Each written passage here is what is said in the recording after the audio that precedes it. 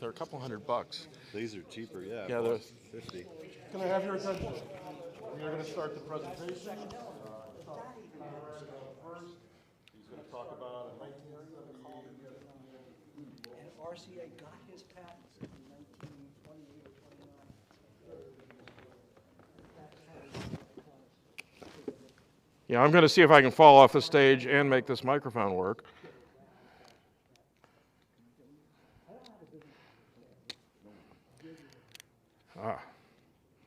So, hey, there it goes. A little progress.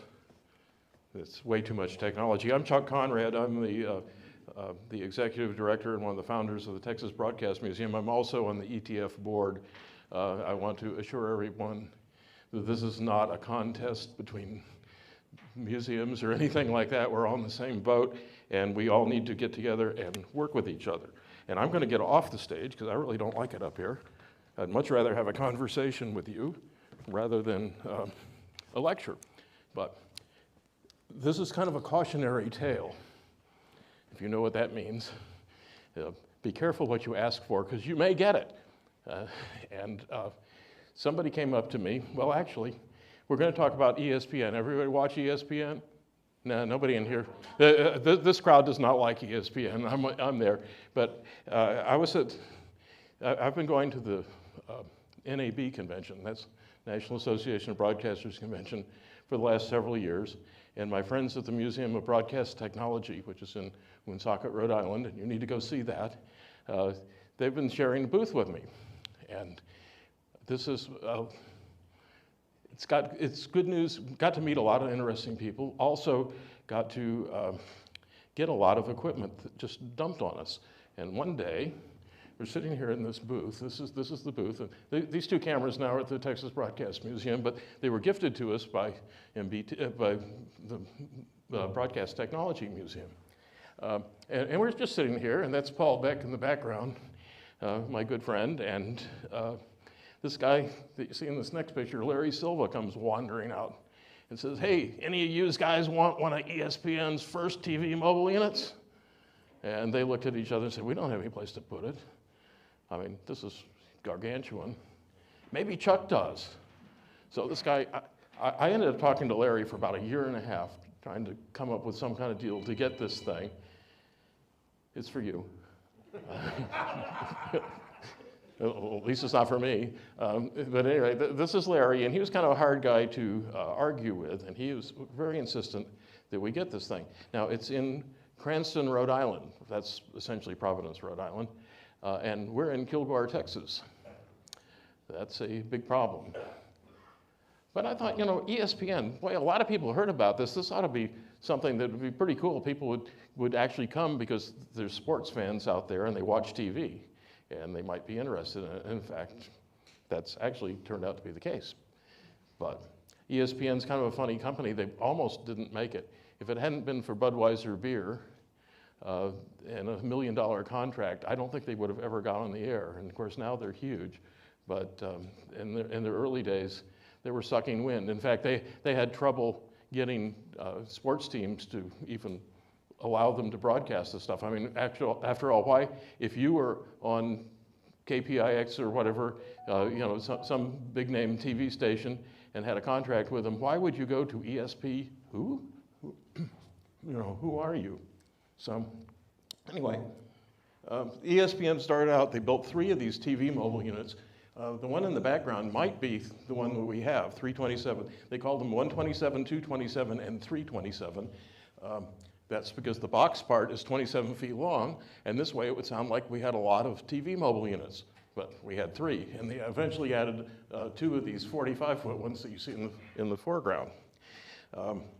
They found out that 8 or 9 people crammed inside this 27-foot box was not exactly comfortable, and it had 4 cameras when it started out. I'm not sure how many cameras they use today, but I think the Super Bowl this last year had 128 or something like that, so it has changed a lot. I do know they eventually put 2 more cameras on board, and it had 6 cameras. Wow, we're really styling with that. But here is the truck. This is outside of Carnegie Hall in New York City. And I'm thinking, well, this could be pretty cool. I mean, it doesn't look that horrid in this picture. I was wrong. But at any rate, it has a lot of history to it. And so I reluctantly said, okay, we'll take it, but how are we going to get it to Kilgore, Texas? I'm not sure why it looks like it's leaning to the right-hand side, because maybe Larry was sitting in the passenger seat. I don't know.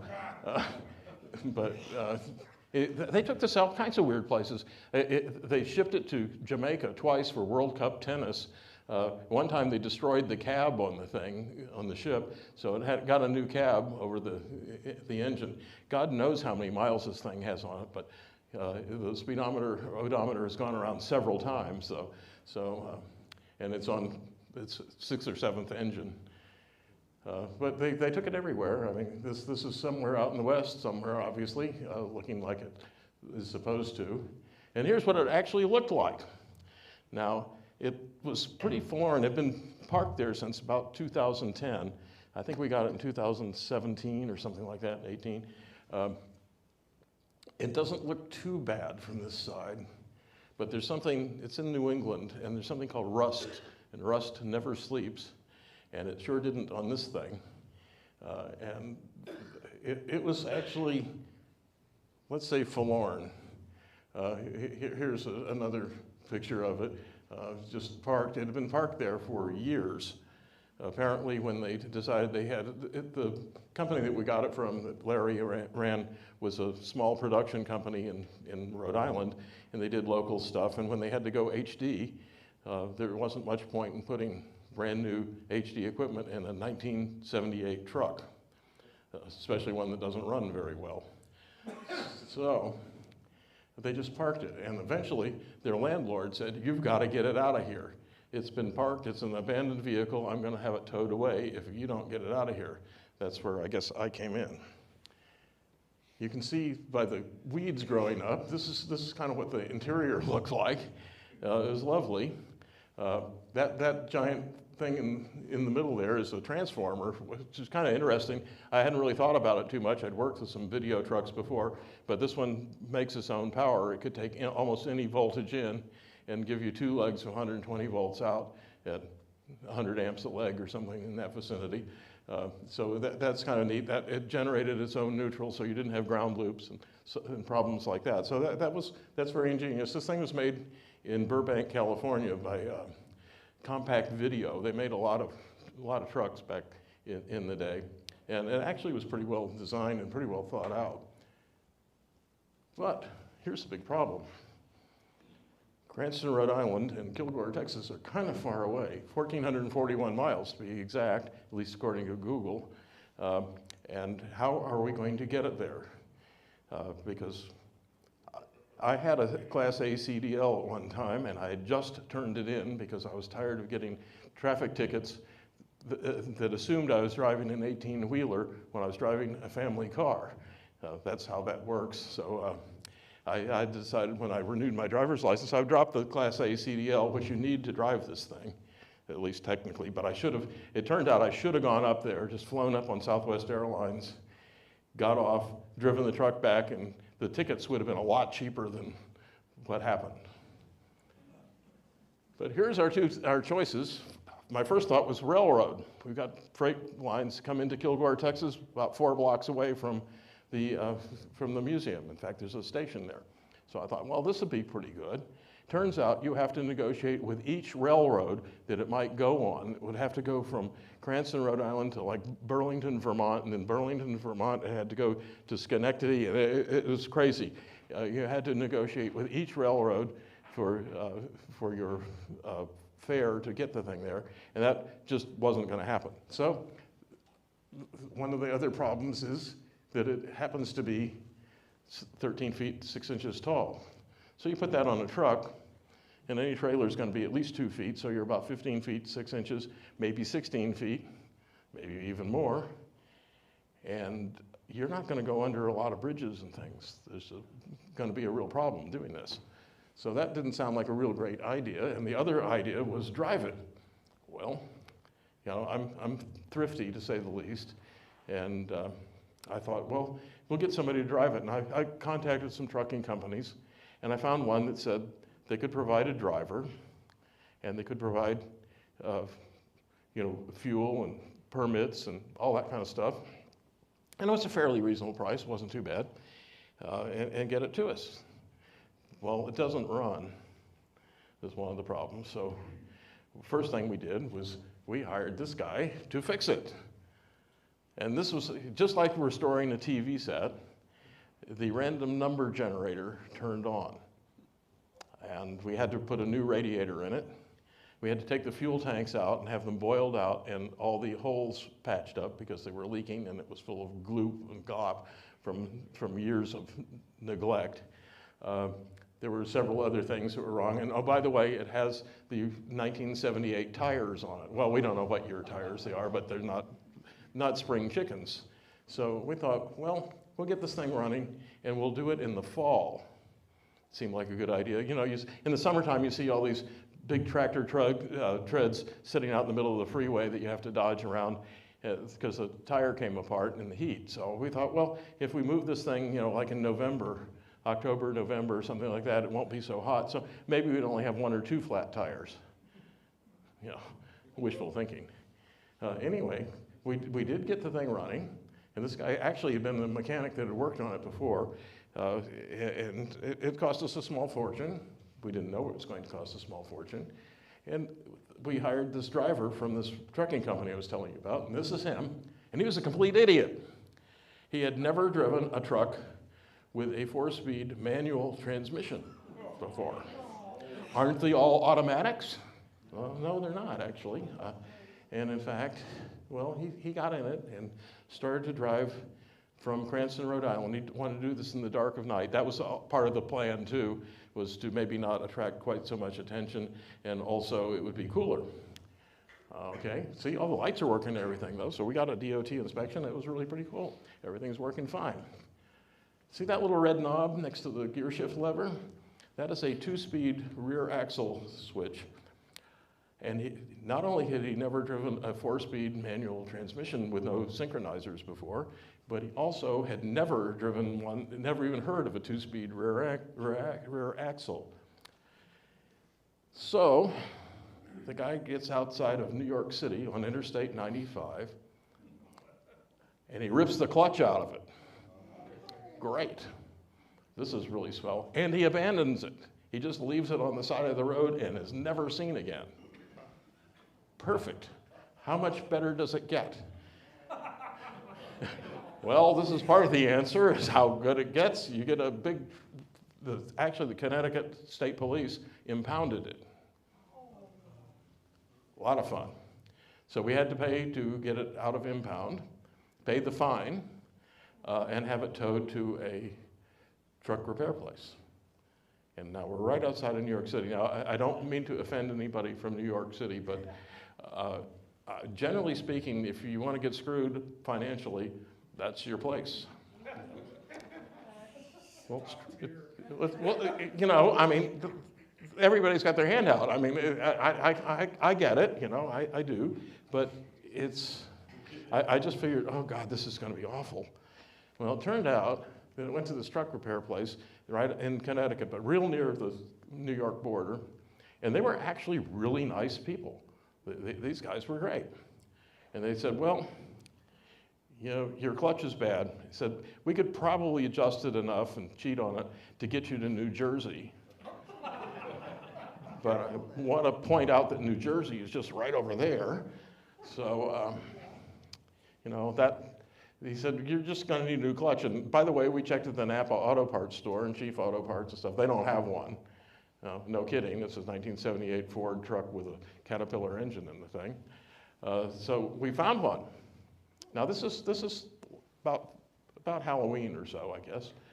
We found one in El Paso, Texas, which is about as far away from Kilgore, Texas as New York City. But anyway, we found one, and I thought, well, I grew up in New England, even though I live in Texas. I grew up in New England, and I remember it used to start snowing.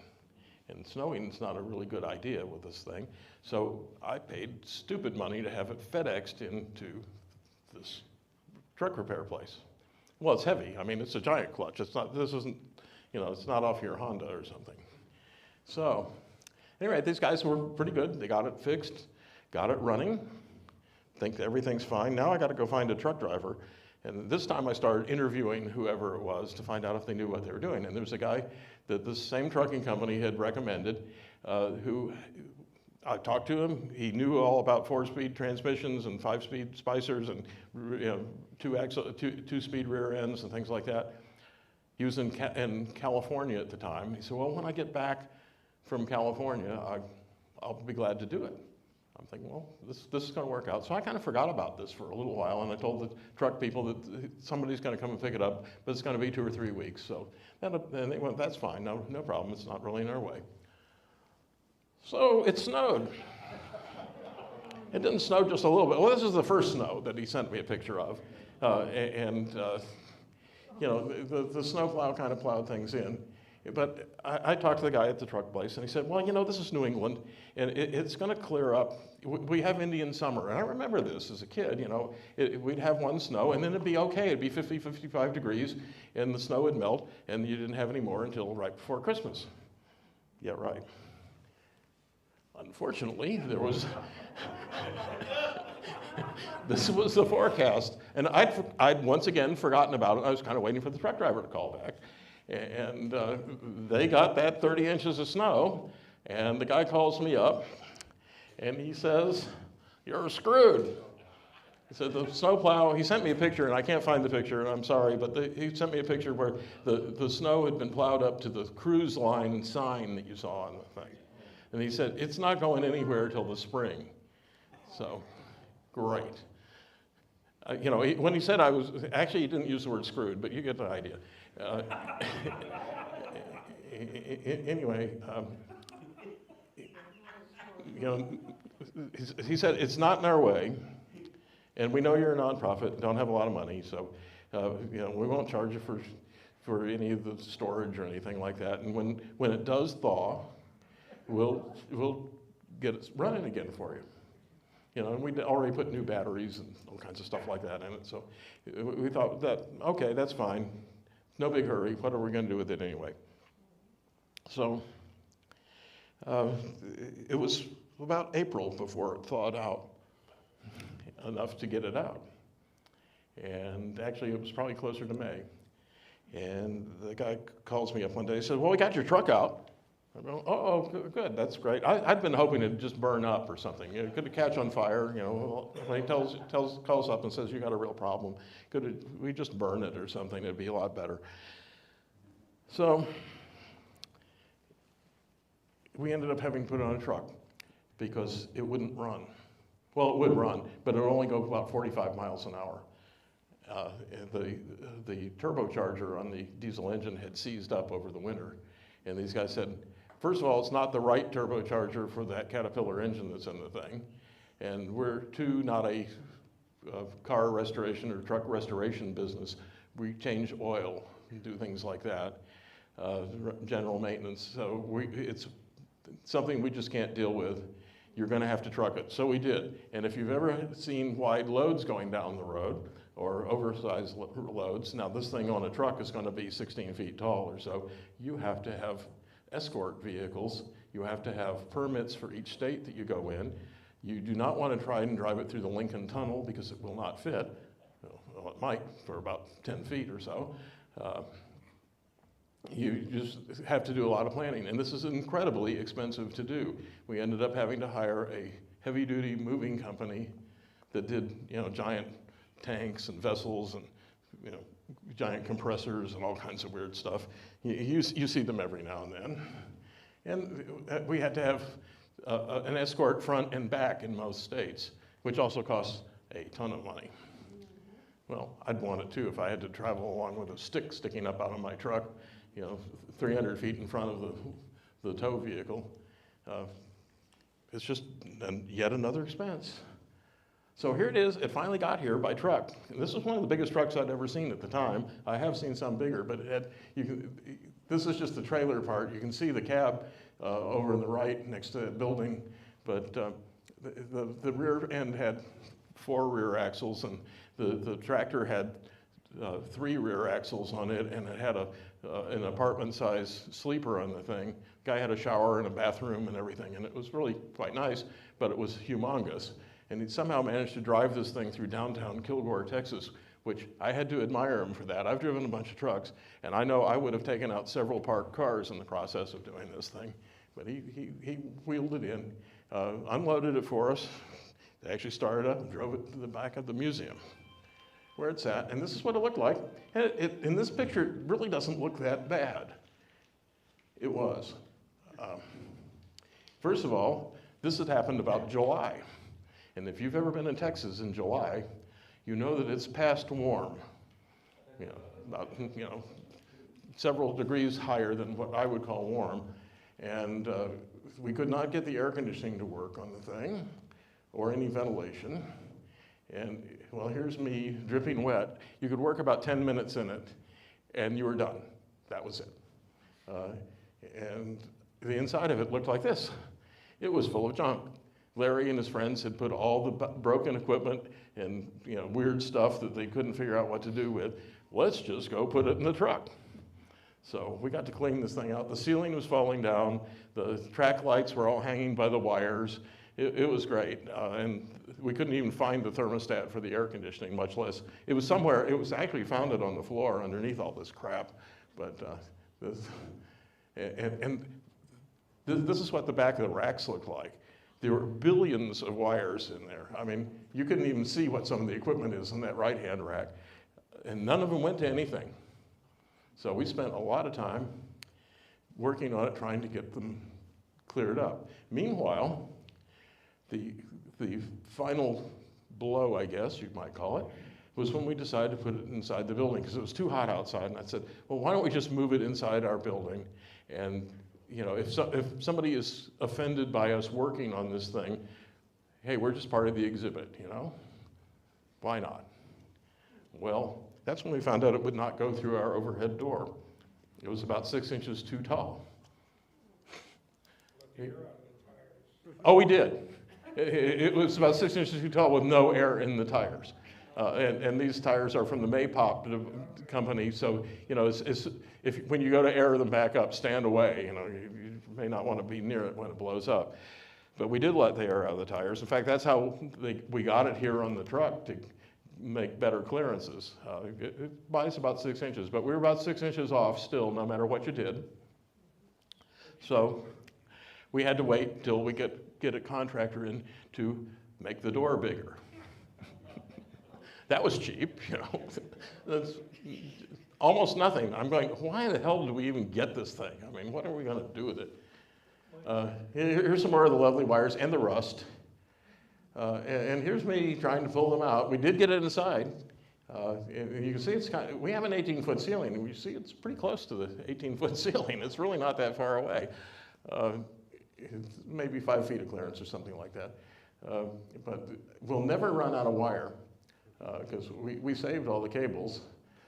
This is Phil. He's one of our board members, and Phil is a guy who can fix anything. He recently resurrected a Dumont Royal Sovereign for us, and it was about a month's work, but Phil can fix anything. And he's sitting there pulling wires out. And these are wires that don't go into anything. The ceiling and the floor are both false. They're crawl spaces and raceway spaces, so they're just full of stuff. And apparently, every time they wanted to change something around, they would just run another wire. And then when they were done, they just leave it, because who wants to bother to pull it up? Besides, this has got to be in Schenectady tomorrow night, so, whatever.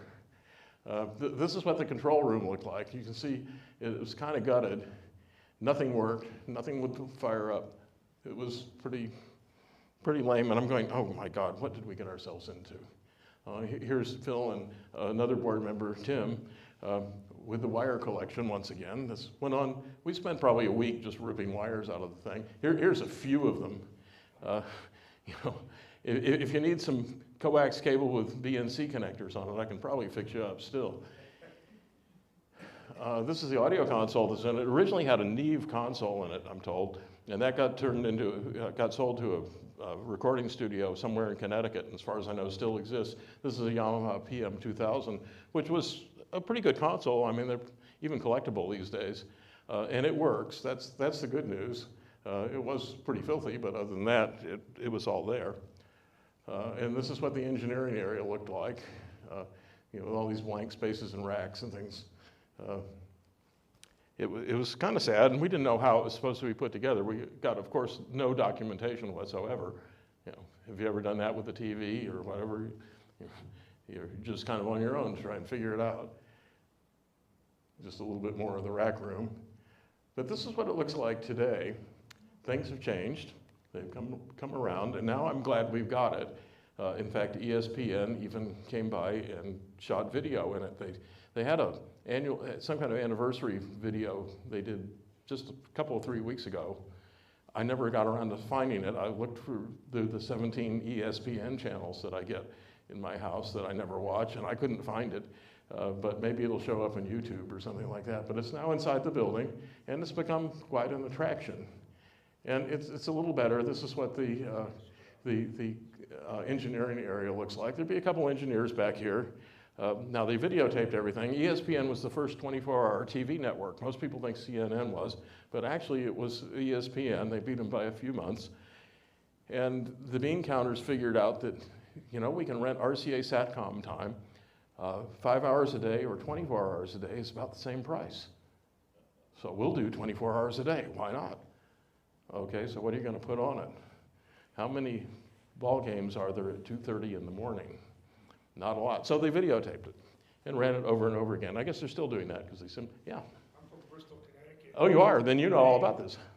They went out and taped college soccer. Oh, yeah. They went out anything they could find. Anything. Anything. High school stuff. Yeah, no, that's absolutely correct. They were everywhere around Connecticut. Just Well, fill out 24 hours. well, They had to do it. We run the first half hour these days we run the first half hour of ESPN programming, their introductory thing that tells you how the satellite worked with some really crude graphics and, you know, stuff that it's almost comical now. You know, everybody looks like a 1980s porn star or something in the picture. They do. I mean, It was a restaurant, Hamp's Restaurant, was the building that they started in. really? They used all of us local TV people and stuff to fix things for them. Well, I understand they were on an extreme budget. They were this close to going down. That's what I heard. And at any rate, in that inaugural show, they say, you're just going to love it, folks. This is going to be, you know, all sports all the time. You're going to think you died and went to sports heaven. That's a quote. No, really, they said that. And tonight, after this inaugural program, we are going to have not one, but two. It's a doubleheader, folks. Ladies slow pitch softball from some college in the Northeast that you've never heard of. And I mean, how riveting does it get? One of my buddies that looked like a porn star, Brad Elkins, he drove over with his own Cadillac, and two guys they used two cameras. Yeah. And they went out and they did two angles, so Yeah. whatever they could find. They would, if it moved, they'd do it, I think. You know, that was about the way it boiled down. Use those pneumatics to be legal. They ran them simultaneously. Yeah. Because you had to be redundant. Mm-hmm. That's all they had was two. That was it. Yeah, 3/4-inch machines. That's not exactly broadcast quality, but on satellite, you know, we can get away with anything. You can use a VHS camera and So they had Hamp's Nobody cares. Restaurant with satellite dishes. yeah. That truck wasn't around yet. And Well, whatever they could find. yeah. Well, it was fairly lame, I think. You know. You guys are great for saving that. Yeah. So it's kind of an interesting era in broadcast history, though. I mean, and satellite delivery was a big deal. Yeah. It's a metropolis now. Question for you. Sure. The cameras outside, there was a couple different versions. I think there was one LDH-20 from Philips. There were a couple different. What cameras do you have in the truck now? Well, actually, the ones we got are Hitachis, and I couldn't tell you the model number right offhand. There were 3 of them when we got it, but they're not original to the truck. We have some cameras plugged in just through the switcher so the switcher can work. The switcher didn't work. That was a major, got a Grass Valley 250. I think there's a picture of it in the next shot. Yeah, here's the control room. The control room's actually working. The switcher works. There's a special effects generator over there to the right. We can't find the electronics to go with it. That's just the control surface. So maybe we'll find that sometime or other. This is from the director's perspective. He sat in front of that microphone and had an intercom system. And slightly to the left is a Chiron. which really revolutionized things, having a character generator that you could do real-time scores. I mean, because they used to have, put some poor guy in a dressing room somewhere with a Vidicon camera and a bunch of black cards with white letters on it, and yeah, move the card or move the camera up, pedestal the camera up and down, but they usually were on a cheesy tripod, so that was credits. And I guess they had cards that were made up that had every possible score you could ever think of, already done, and you have to go find that, home and visitors or whatever. So when the Chiron came out and other character generators, that really changed sports broadcasting. Well, a lot of broadcasting, obviously, but that made a huge difference because you could do this in real time. But this is what it looks like now. It actually looks pretty cool. The switcher actually works. Almost everything works in it now. Like I said, almost nothing worked when we got it. So at any rate, it's just been truckloads of fun. And I don't recommend getting one. But anyway, if you got, sure. I was just curious, you said ESPN really likes what you've done. Yeah, they seem to, at least, and they didn't sue us over using their old logo or anything. No, we didn't ask permission. I mean, it's easier to beg forgiveness, frankly. They weren't ESPN when they started, it was ESN. Right, yeah, they sent, the story goes that they sent the wrong logo to the printer. And all their business cards and invoices and letterhead all came back with this other logo on it, other name. And the printer goes, they go, well, you got to redo this. The guy goes, well, we just printed what you said, what you gave us. So, yeah, we can reprint it for you, but we're going to have to charge you. And they couldn't afford it. So it became ESPN.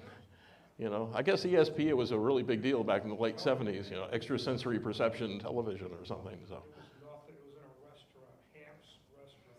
Really? It's still on the same site, only, 50 acres back. Yeah, well, I know it's huge now. Of course, Disney owns it. Sure. Yeah. Go. Chuck, do you know what the E stands for? Entertainment. Enterprise. Really? Enterprise Sports Network. Enterprise. Gee, okay. I didn't know that. I learn something new every day because. You gotta change your logos. Yeah, well, they've always told me it was an Entertainment and Sports Program Network is what they've eventually adopted, but Enterprise might have been in the beginning for sure. Yeah. Yeah, how did the merger with ABC Sports, how did that come about? I have no idea. I mean, ABC, because ABC would, after a number of years, started broadcasting their ABC network. Oh, yeah. Professional network. They simply used ESPN's facilities and broadcast on the ABC television network to the ABC affiliates. But is there some cross ownership or is it just? Well, there is now. Disney owns both. Disney owns everything. The mouse has his hand out, so.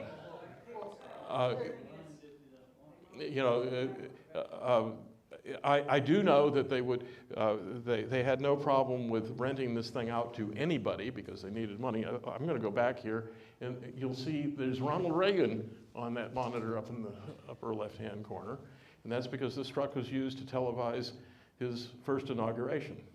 And somewhere we've got a picture of this thing sitting in front of the Capitol steps, and it was the pool feed for everyone. Yeah, back there. I had not heard till today about anything like entertainment as far as the E being tacked on. But there's a reason why it was not called SPN. Oh? Maybe you already knows. There was an SPN at the time. Well, that could very well be, yeah. Satellite Programming Network existed first.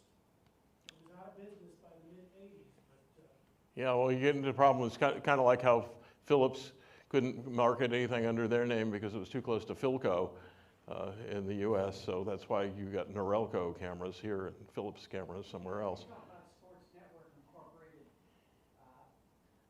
Let's see, what's the name of the firm? That's right. They would carry horse races and.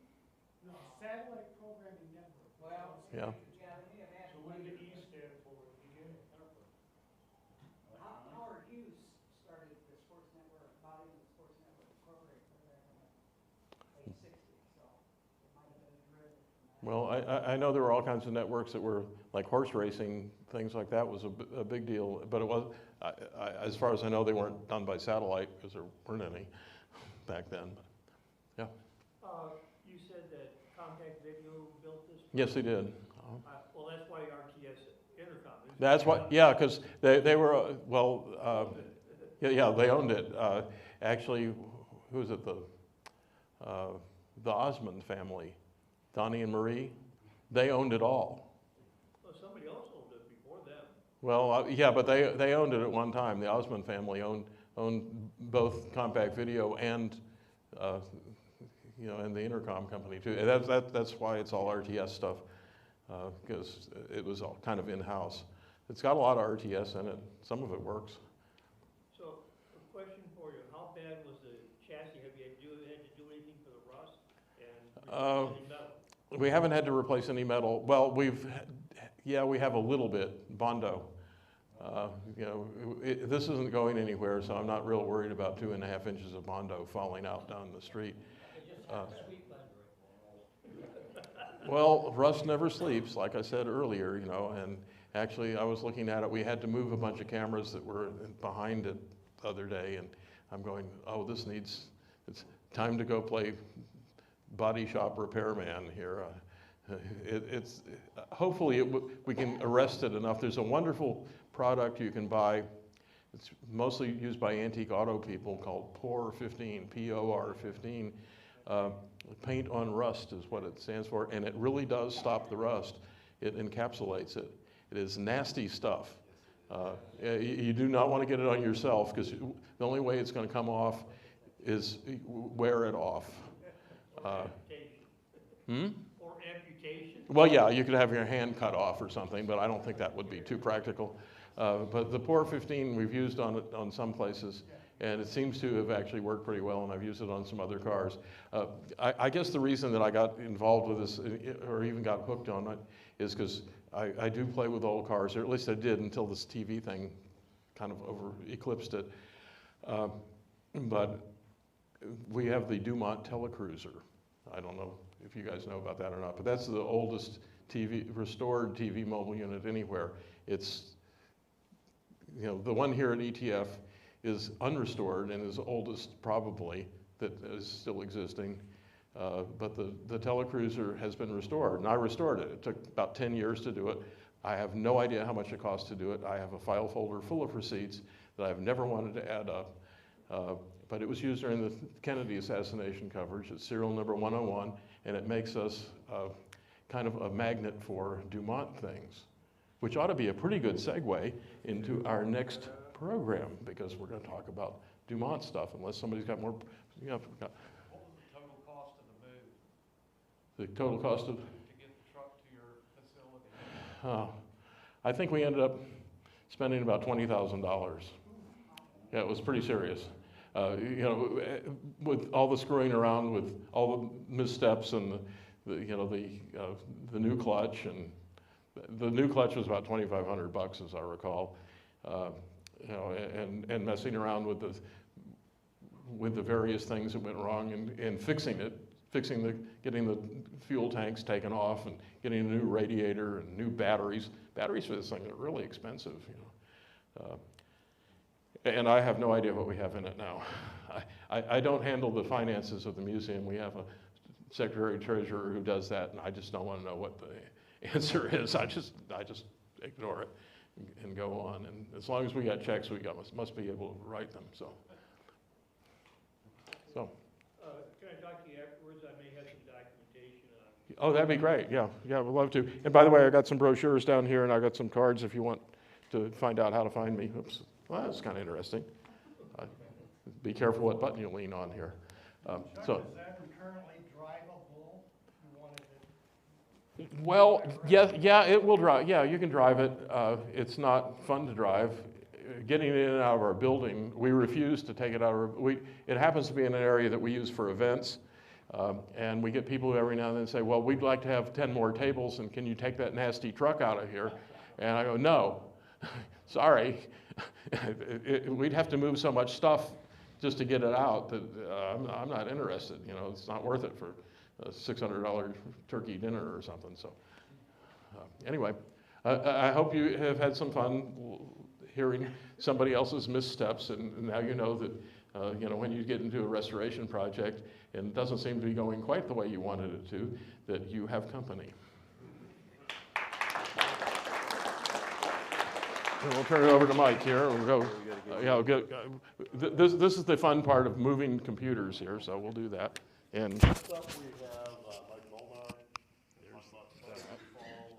Oh, okay, I'm not using this one, I'm using the headset one. yeah, okay. Well, I'll turn this one off. Yep. If I can get the switch to work. Mike, you need to put that one on, that's for the webcast. Yeah, that's for the video. Oh, okay, I'm sorry. Flip it up, fire. Yep. And it's always fun at these things to watch the presenters trying to get their computers to work. That's part of the entertainment process. Turn this off. Did you want to use my clicker? Yeah, I have, and you have the thumb drive? There's the Okay. and there's the clicker part.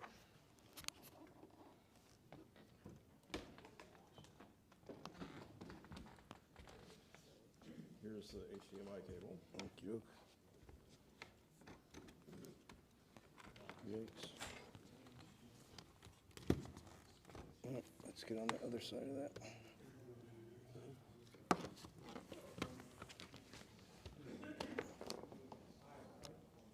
We try to make it look like we know what we're doing, but we don't. Doing a very good job.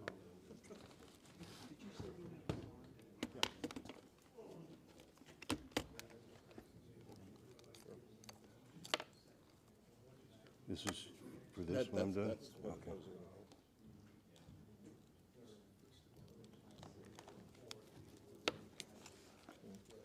Whistle among yourselves for a minute. Get Mike up there and working. We got a picture of a beagle now. Yeah, that's what I wanted. So that's always a good thing. And we're gonna do this. And I'll get out of your way. Okay.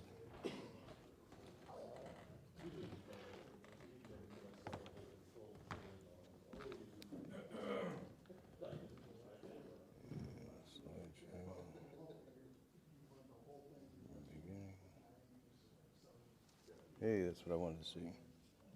Let's see if this is working. Yep. And I've got to put this on.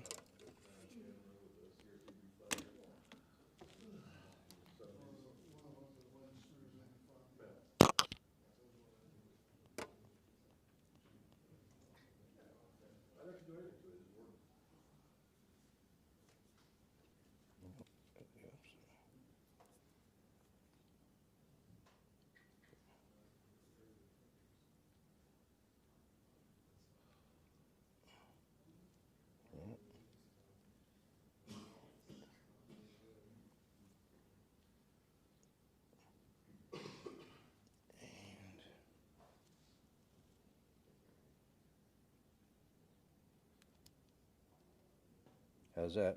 Is that coming through? Yeah. Yep. One time I went through a whole presentation, didn't realize I had this thing on upside down, and nobody would tell me till I got to the If it was embarrassing. working, it was okay. But Chuck, you have a great voice and radio voice, and did a great presentation. On the other hand, instead of having a great voice for radio, I had a great voice for newspaper if I ever wanted to go into that career. But so we'll go from that kind of a presentation, and as Monty Python would say, now for something completely different. I've known about Dumont like all TV collectors do, and when I was getting started in this, because this is a 2-year project, it's been in 2 articles, the second one's getting published now, and asked some people kind of in our age group if the name Dumont brought anything that they recognize, like I'm hoping they'd say TV, but I really didn't get anything, nobody. Some people knew that there was a Dumont, New Jersey, that had nothing to do with Dumont. And so I figured after all this, the 2 articles add up to about 100 pages. This presentation I'm going to do here and 2 other places. So I'm sure by the end, anyone outside of TV collecting still isn't going to know anything about Dumont. So here he is, Alan Dumont, born in '01 till '65, born in Brooklyn. And like most stories, they had family stories about how he was an inquisitive child, so they knew he was going to be a famous inventor of some kind. The story they told was about him breaking his toy drum apart to see where the noise was coming from. But then he was bedridden with polio, and his father bought him a radio kit, basically. So this would have been in the wireless era, not into really radio yet. And he spent his time learning about it and became a ship's operator as a teenager, which was something where, you know, you'd get trained by a Marconi school and you'd be assigned a ship and you'd go up and down the coast. If you were a real big one at it, you could have been on the Titanic or something, but he got his training that way before he went on to Rensselaer College for his degree. And when he graduated, he was hired by Westinghouse at their Bloomfield's works, which is where they made billions of light bulbs. But his assignment was to increase the production of radio tubes. And as radio sales were surging, vacuum tube production was also increasing. So he took over. They were making about 500 a day. And with his engineering skills, they took it up to 50,000 a day. Now, he took over from the man who was actually making the early radio tubes for Westinghouse out in East Pittsburgh, and that was Vladimir Zworykin. His first job was to increase the production of WD-11 radio tubes that were being made by hand. So he probably took it from the 50 to 500, and then Dumont took it from there. And let's go there. He took these machines that he made where they could vacuum pump a whole large number of tubes in only 20 seconds. And another machine that would seal the tubes, the glass, at a rate of like 2,000 an hour. And even a machine that would be a high-speed tube tester. You could see the one lady is feeding the tubes in. They go around the circle, come out to the other woman who puts them in the right bin for passed or failed. 30,000 a day. So if that wasn't a thing for carpal tunnel syndrome, you weren't going to get it. So Westinghouse recognizes his great work in doing this, and he gets a $500 bonus, which in 1927 could have been a down payment for a house. That's not too bad. And he gets an award as what they call the Westinghouse First Award for the most outstanding accomplishment of any Westinghouse employee. But that also gets him recognized by Lee DeForest, who has a company in New Jersey that's one of his many companies that bankrupt, start again. And his tube manufacturing is a failing business, so he hires Dumont and some of his people away from Westinghouse, and they're working at a factory in Passaic. And his work is recognized as a great improvement. This is a write-up that was in Radio News magazine, and some shots of the equipment he was building for them. Some things look familiar to what he had at Westinghouse. And they were even able to publish a big catalog. That's the front page of a catalog of theirs that I have that shows all the transmitter tubes and other things they were able to get into. And in 1929, in Radio News, for an odd thing for DeForest to do, he actually praises Dumont and his crew for this great work that they were able to do. DeForest is usually one who say he did it, not anybody else.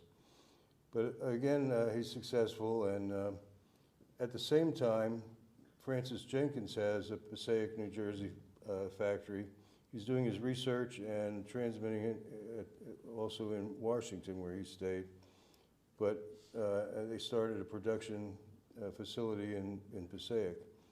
So as Jenkins' health begins to fail, because he's a pretty old man at this point, they break off the New Jersey company to some investors, and Jenkins is going to stay in Washington, D.C. and run the research part of it. But soon Jenkins dies, and that leaves the investors in New Jersey wondering what's going to happen to their company and the investment that they made in it. So somehow DeForest, who's always broke, takes over the Jenkins company. The only thing I could figure is it was a stock swap. So those guys swapped lousy stocks for probably worse stocks. And, but they did have some good equipment going on. This is a flying spot camera, motorized to move around the place. And it's also set up, it's a little hard to tell on the top, but that's a second viewer for the camera operator. So they had two patterns on the rotating disc, so that one would be for the transmit out, and the second for the to receive it to their little monitor. And so now Dumont is the chief engineer in television research, and they did have some products that were going out. The one he's flipping the switch on used a rotating drum. We don't have anything like that here. There's one at the AWA Museum, and they also were simulcasting where they were sending the audio and the picture at the same time. So you had the audio receiver on the bottom and the speaker on the top. And they also made a lens disc televiewer, they called it, that had a crater tube reflected in that mirror in the back and sent it to the screen. But Dumont, like many, comes to realize that mechanical TV would never be a successful commercial product. You're never going to have that scene like you had in All About Television, where you have this kind of flat panel up in the air and the sports show going on. So he asks DeForest to fund him to do research on electronic television, and was turned down. But he went off on a family vacation, and he found out why he was turned down, because the DeForest radio was about to go broke, and like many engineers that affiliated with DeForest, he was out of work. But the idea of all electronic television had already been around since like 1908 with the Archer Campbell Swinton plan, where you have a pickup tube and a receiving screen. They have ways to generate the synchronizing pulses. Unfortunately, with cold cathodes, you need 100,000 volts on each side. But at least it was a plan that there was no such equipment to make this work, but the plan was known in scientific circles. And Dumont says, at least on the camera tube side, he thinks he can make it work. And in the basement of his home here in Montclair, New Jersey, that's where he opens up with 3 employees and a little family money, invested money of his own. When the house that there was up for sale, part of the real estate agent's work is he had this little display in the basement that was on the table that was actually part of the lab, where he put a TV set. I don't know if that helped him sell the house or not, but they had a nice little display there. And this is what it looked like when they first started work down in the basement, with their 3 full-time employees and 1 part-time employee. And when you're a company that small, there were days of the month where everybody got in a car, they went to Northwest New Jersey to chop up rocks to get phosphors to bring them back to start coating those tube faces. At the same time, Dumont had to support his family and his new business, so he goes to work. He's working as a consultant. He writes articles, technical expert in patent suits. He was apparently the chief engineer on this and wrote the article about this mechanical receiver for a company out on Long Island, Globe Television. But he knows that the answer is going to be in what started as the Braun tube, early 1900s. It started out as a cold cathode Crookes tube, and there's on the one end a mica screen with a phosphor paint on it, 2 millimeter hole as an aperture in the middle there, and bigger picture of it over there. Eventually Braun, and they had tried putting deflection plates on it. Next development was what's called a Wenelt tube, after this guy who added a heated cathode, which you'd wonder why they wouldn't have started with a heated cathode, but nobody knew, the electron wasn't discovered yet. So the idea of where a cold cathode, you have to rip the electrons off. Why not do a hot cathode, and they're going to fly around there anyway, so put them to work a lot easier. And it had the aperture and horizontal and vertical deflection. So that was the progression up to then, and that's what, when Dumont was still working at Westinghouse, one of these tubes was brought to him because the research department had one fail on them. These would only have several hours of life on them. And they asked Dumont if he could fix it, and I don't know what he did, but he actually did repair and was the first picture tube rebuilder in the history of mankind. But as the work in the basement got to be too much, they rented storefronts in Upper Montclair, New Jersey. That's a front view and a side view. So you could see the kind of cars that are around there. It was still a early and small-time operation, 1,500 square feet. And to save money on different experiments, instead of making a full thing like a cathode ray tube, they would buy light bulb blanks and paint the phosphors on one side and play around with experimental elements on the inside.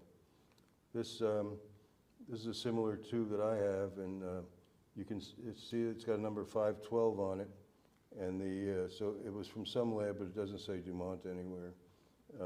And that little wire in the middle goes to a point, that's the heated cathode.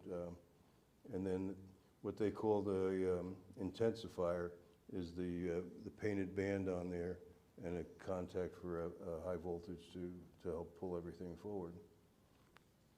The other person doing the same thing at the time was Manfred von Arden, a wealthy nobleman in Germany. And he would be doing what was eventually the German television system.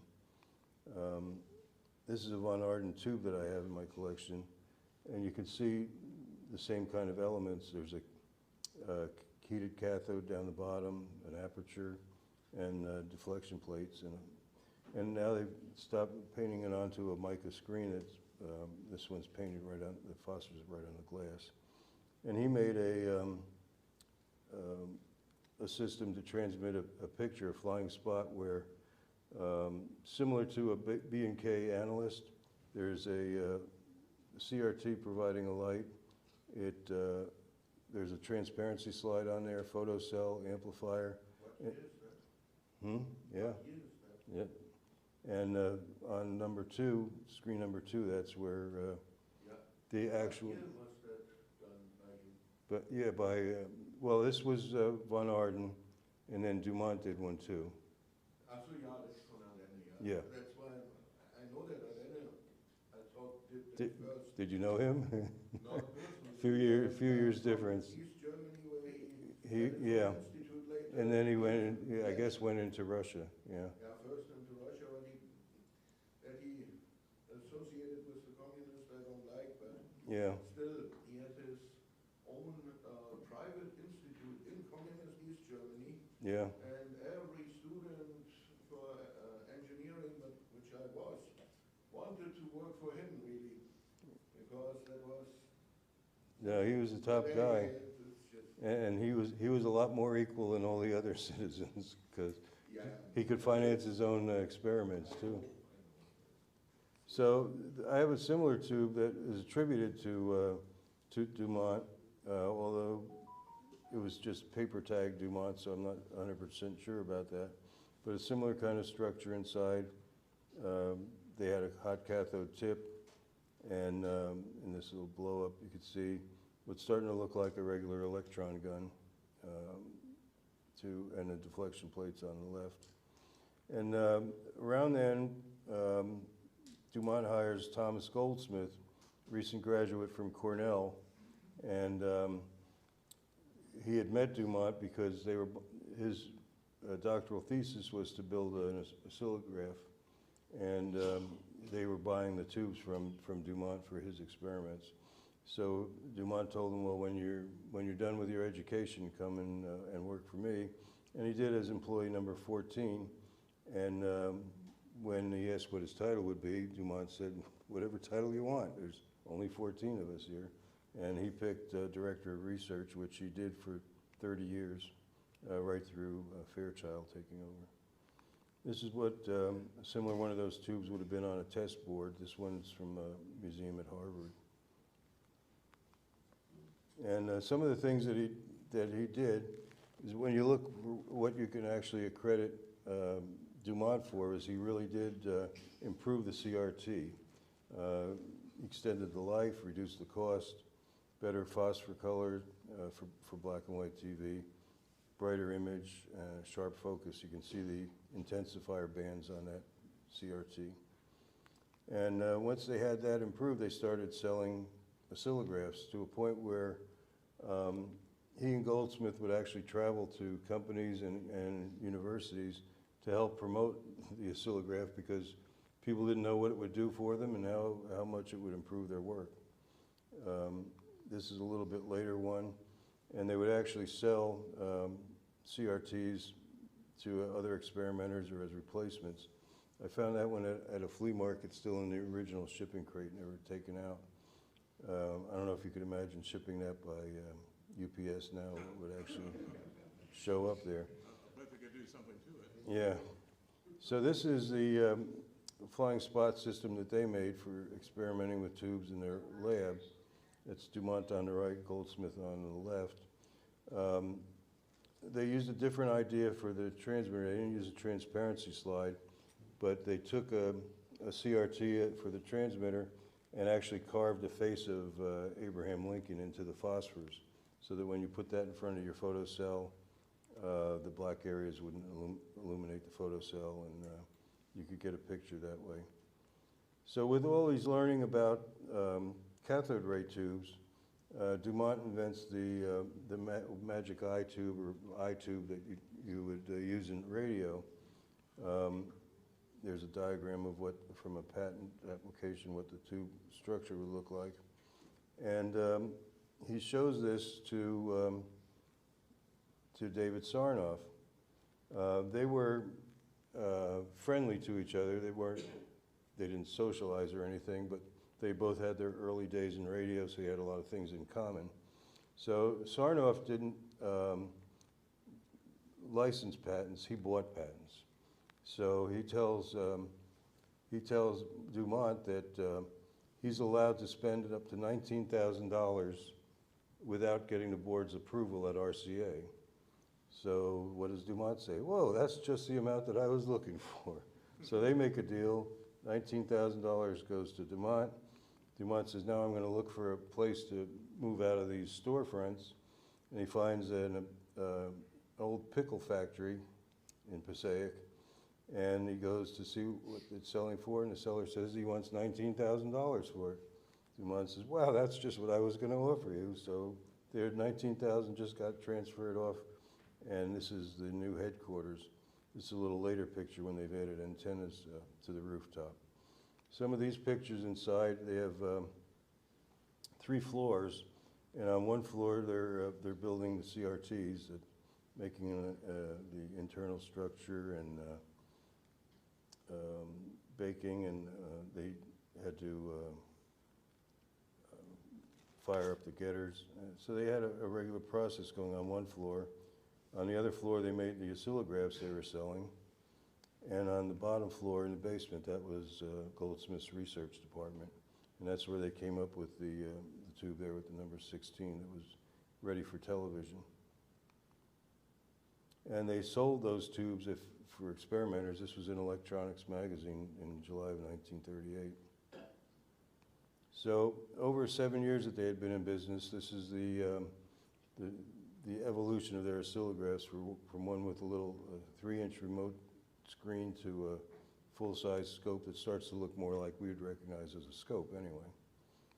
And they also had to build their own equipment. So this is what they started out broadcasting from Passaic in 1939 with a system like this. And they never made an iconoscope, but RCA, trying to promote television anywhere, was happy to sell them an iconoscope. And so they built their own camera, but with RCA iconoscope.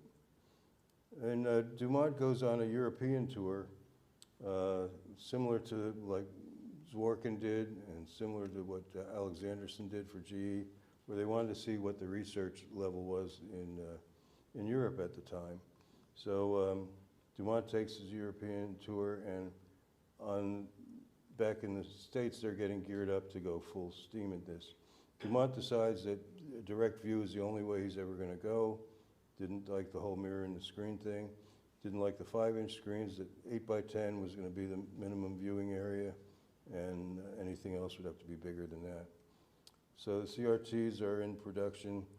Here's a man firing a getter, and these are the two tubes they were making at the time: the 14-inch and a 20.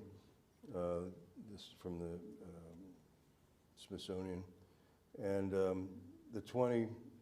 Very few were made, from what I could find out. Probably only 2 dozen. But the other thing that he brings back from Europe is the Kosser TV chassis, and they dissect it and decide they're going to build their own TV chassis. So it's, when I have to go back and look at it, in Europe they weren't using the metal tube, so the one on the right is the Dumont version and the Kosser version's on the left.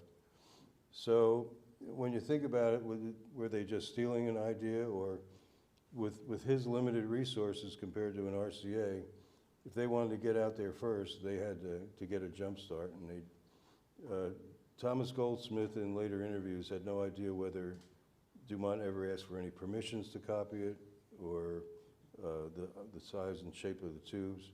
But everything he learned in Europe, he brought back and he started doing here.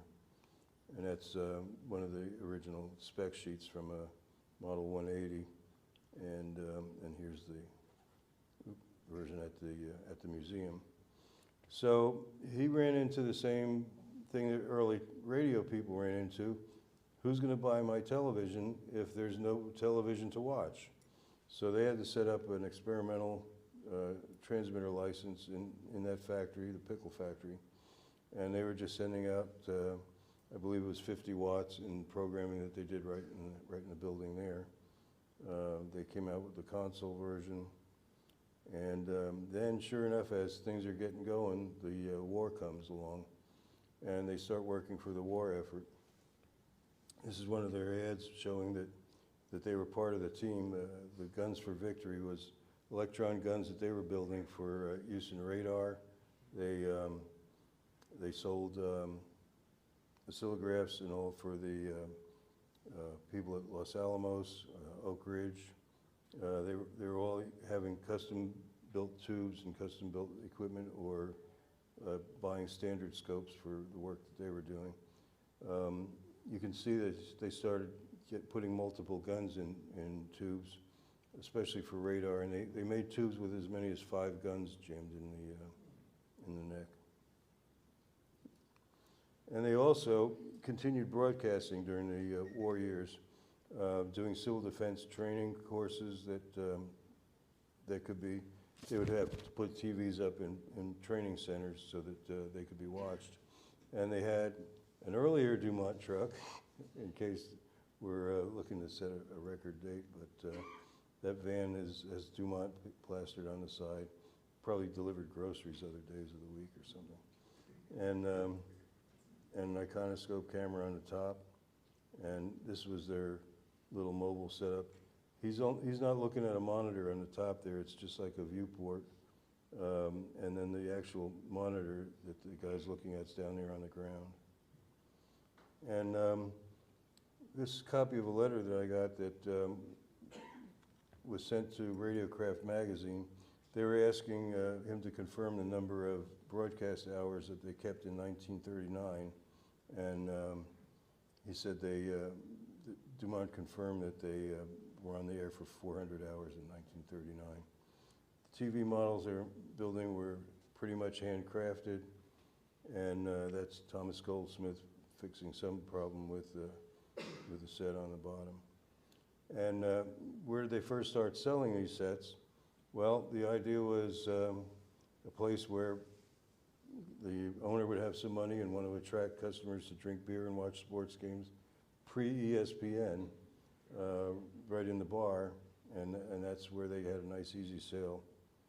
But as World War II was ending, they ran this ad showing that, you know, all the things that they were now able to do at Dumont Laboratories. And they were really in position to be a leader as the war was ending. Cathode ray tubes, transmitters, everything from start to finish. If you wanted to start a TV station, they made it. So when I'm looking at this and knowing that we know in the end they weren't going to make it, you know, but just you look at it and say, look, everything is going right. They're really ready to go. So some of the things that are like storm clouds on the horizon was you still had David and Goliath. You had little entire Dumont Laboratories and RCA at 30 Rockefeller Plaza. That's just broadcasting and administrative quarters. And they were down in Camden. It was a real David and Goliath kind of a combination. So when you look at what they had to spend on, this was actually published in a book that did all the research. Their entire development for television over 1931 to 39 was only $275,000, which I think if you look it up, that's about David Sarnoff's cigar budget for that same time period. The amount of profit they were making each year in the 30s into early 40s was really minuscule compared to, again, David and Goliath. And you could see that even as their net sales were going up, they were pouring the money back into research because their best year, 648 in, 23 income after taxes. So he's still trying to figure out how to finance all this stuff to keep up. So they make a deal with Paramount Pictures. So you've got two engineers, Dumont and Goldsmith, who make the common sense decision that we're good at the technical end, we need people on the entertainment end. So they actually sent a rep out to try to make a deal with the movie studios. And so to make this deal with Paramount, Dumont creates a Class B stock, 56,000 shares at $1, and some extra loans to Dumont. And Dumont gets right on it and starts putting it to use. WABD in New York goes on the air. They rent space for both the transmitter and the studios in the Wanamaker building. It was on Madison Avenue. And have a huge studio that at the time was really had Sarnoff envying what they had accomplished so quickly. Because with the studio size, when you're doing live TV, you could have equipment ready in the next show. You just have to shift over to one side a little bit. You didn't have to cut off to another studio center somewhere. And if you look at the monitors up there above the studio audience, look very much like the tabletop TVs they were selling. This is the control panel at the Wanamaker studio, and the transmitter control room further up in the building. So they're off to a good start. The coaxial cable network that AT&T is building is really just getting moving. The first part completed is in yellow there, and Dumont and Goldsmith say, well, there's a connection down to Washington now. Let's start a second station down there. So in what must have been the pioneer days of doing this kind of stuff, they loaded a car and a van with equipment. They made a deal with a hotel, and they put all this stuff in an empty room in the hotel and an antenna up on the top of the building. And they started WTTG, which stands for Thomas T. Goldsmith. So they were actually the first company-owned network was when this hooked up. There's an RCA or NBC to GE in Schenectady that was actually on the air ahead of time and experimentally, but it wasn't the same company that owned it. It was two different companies. Then when the next part in blue is completed out to Pittsburgh, Dumont starts WDTV, and out there they pretty much had the whole show to themselves, and they became a pretty financially successful outlet for Dumont. So now you got to start making a lot of TVs. You're not going to be working in the pickle factory anymore. So as the war ended, Dumont made a deal to buy from the government a 480,000 square foot of floor space in New Jersey and in East Patterson. That's an overhead view of the factory. The idea or the goal was going to be to do, let's see, it was one CV every 20 seconds would be coming off the assembly line. And they hired all the people to do the job. The assembly line of chassis was starting to move. They were making their own CRTs. They had a whole conveyor belt system to move them around. These people are doing the first mating of a CRT to the chassis, calibration of the rough calibration of the chassis. Chassis and CRT integrated into a cabinet, and this man doing final adjustments, looking into the mirror as the sets go down the assembly line. Touch up, because you want it to look perfect. They were known for having the best cabinets. And finally, those TVs are boxed up and going out on the road.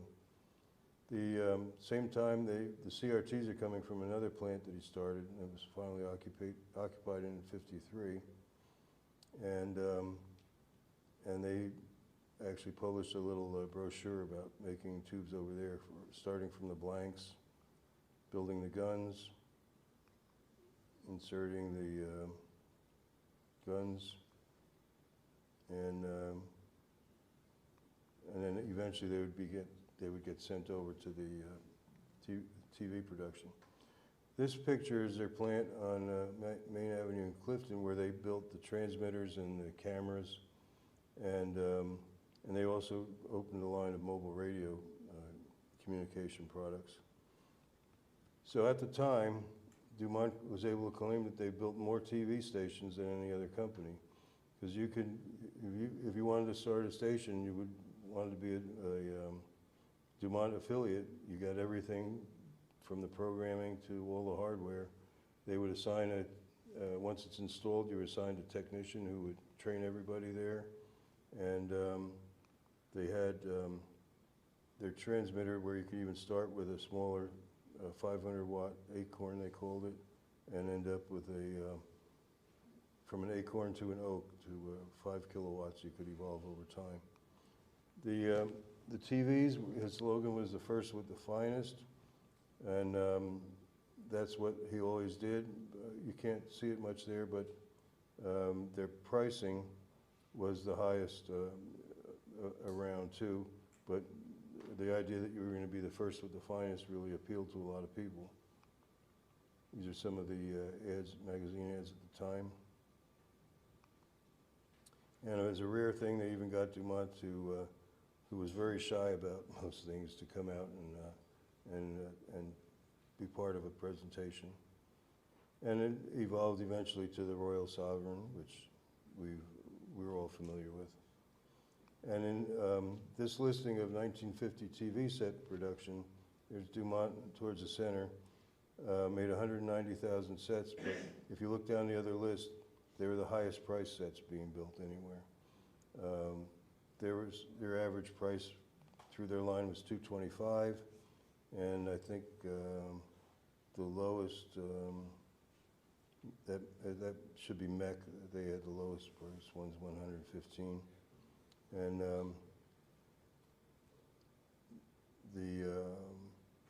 let's see, even RCA was only second on that list with 700,000 sets.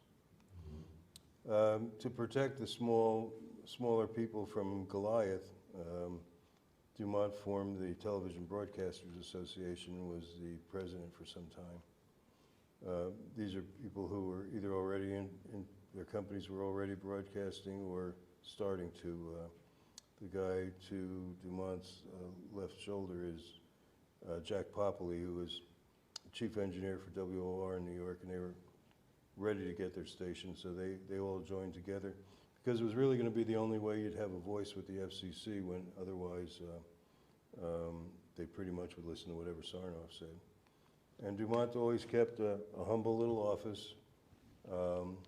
One time his wife said to him that, you know, a man in your station now, you shouldn't be in a little office like this. And he said, you know, I have a whole bunch of younger people that I've hired that are engineers and administrators, and if they're ashamed to come and ask me for a better office than I have, so it's saving me a lot of money to have the cheap office.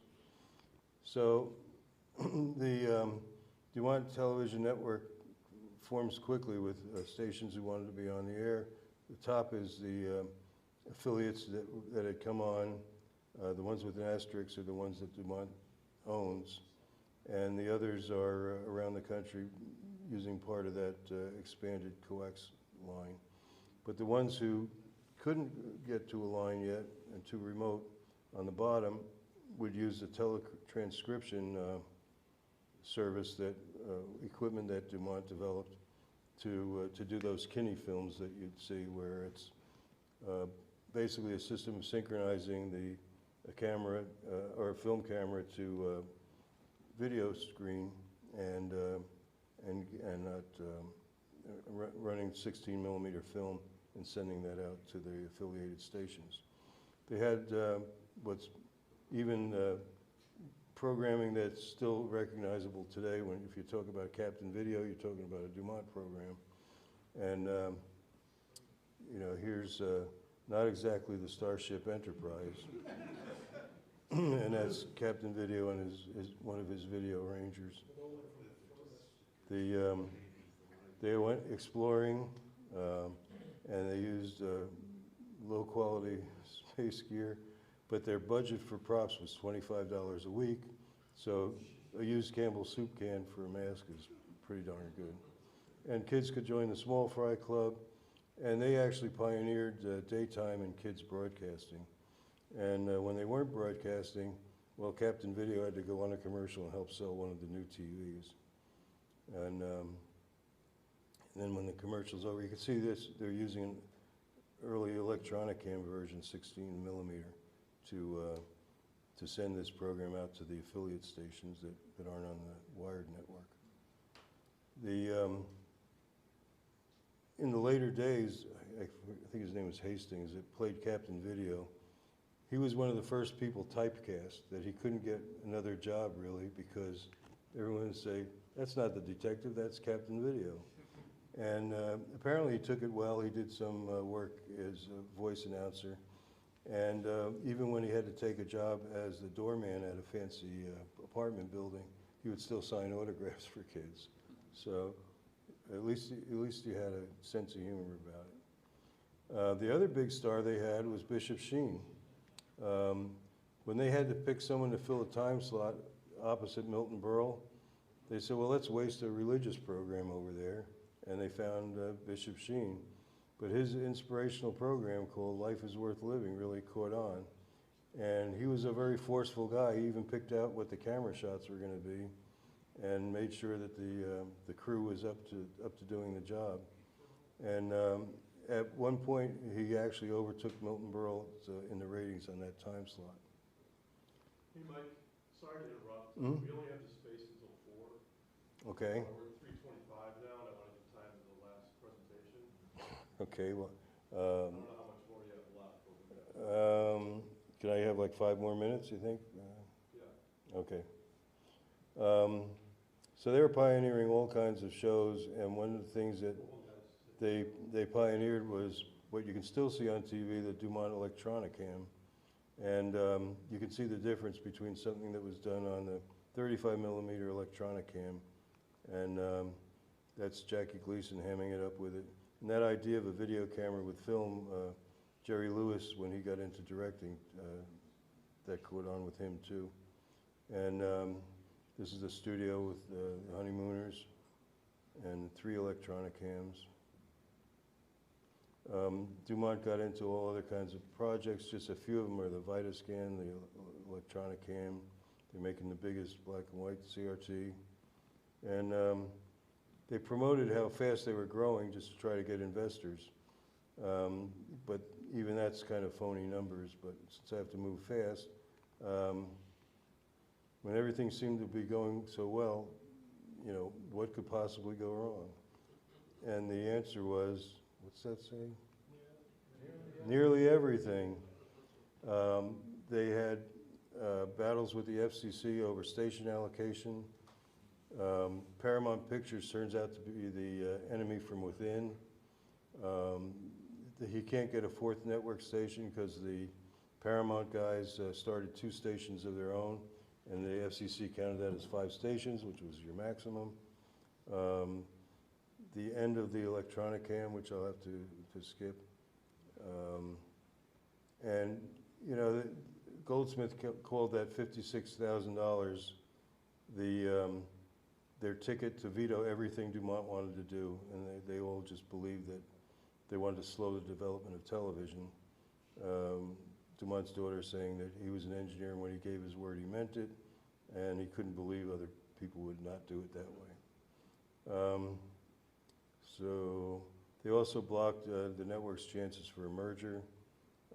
Dumont went and tried to fight with the FCC for better allocation. They compiled these huge reports to the FCC saying, you know, we know how you can do the allocations better, and the FCC came back and just said no. And it's really believed that Sarnoff had a hand in making that happen. Dumont did a lot of testifying, showing what a color wheel 30-inch TV would look like. The performers and shows were jumping ship, going to CBS. Gleason's salary when it went to CBS went from $30,000 a week to $80,000 a week. They were stuck with UHF stations they couldn't do anything with. Also, I didn't know until, where'd it go? Push the blackout button. Oops. Let's go. They were given a station in Kansas City, but there were no UHF equipped televisions in the whole city. It cost them a fortune to get out of it. But I didn't know that you could also be affiliated with 2 networks. So like the station in Knoxville, Dumont and CBS. So as the stars were leaving Dumont, they were losing affiliates to CBS. And they made a big pitch at a trade show to get film studios and other stations to use the electronic cam. And it turned out to be the same trade show where Ampex showed the videotape machine, end of electronic cam. They were forced to sell their flagship station in Pittsburgh. The network expanding out that far went from where he had to pay $8 million a year to be on that network, but was only using it his 7.5% of the time, $7.4 million lost just to be on the network. The word was out in the trades that Dumont was going down the toilet. This was the entire week's schedule of everything the network was putting out. And some of the programs, they were down to only 3 affiliates carrying them. Who's going to want to be sponsoring a show on Dumont when all this news is coming out in the trade magazines? And eventually, they're down to the original 2 network stations, and eventually they're sold out and become Metro Media, and now they're part of the Fox network. So Dumont had to keep selling off his part of the company to different stocks because Paramount would veto any other financing. He loses enough control that the television manufacturing sold off to Emerson. Fairchild is buying the line of other instruments. So when you see an ad for a big Dumont TV like this, it's actually an Emerson. The one my family had was a CTC 16 clone in a cheap box. And as his name came off the lab products, eventually he faded away from even working with Fairchild. Goldsmith stayed on. This is him sending tubes over to the Smithsonian. And Dumont had many awards. He was the Horatio Alger Award for his hard work. He lamented, as Workin did, about what was actually on TV anymore, and he said he should be honored more as the creator of Frankenstein. And this one is kind of poignant. You know, he said that engineers, I'm afraid, must be content with the role of originator and leave the other functions to others, which is kind of a scary thought even then and now. And, oops, I did that again. And I'll leave you with this. He was asked, they've asked if he ever lost his composure over everything that was going wrong. And he said he got really emotional one time and said, I'll never let them take my company away, but he was able to regain his composure, but not his company. He passed away in 1965. So Lila and I thank you for watching it. Lila, my helper on the left. And I guess we'll just try to get you up here as soon as you want to just switch over. If you have questions, you can probably find me later. I don't know if or do we have to move that fast? Sorry. In front of me, we have a presentation by George Lemaster, adding color to the recording.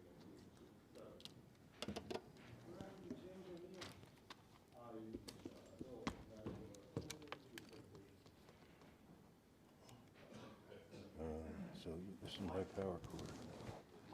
Yeah. Oh, yeah.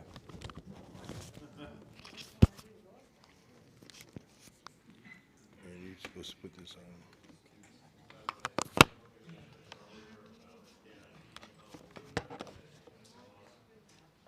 You take the clicker off?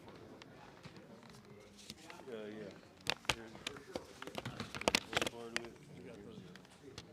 Thank you, sir. What are we using for a microphone? Thing on the floor? This one should be on. Or you might have to turn it on. Hello? No.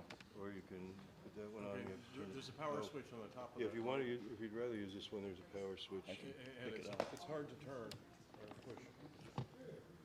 Move that other one.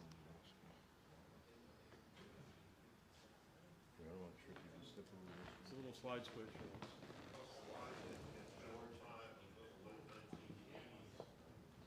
Find it? It's this one.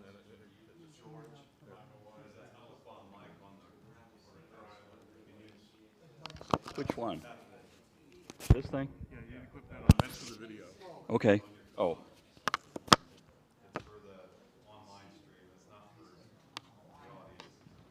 Okay.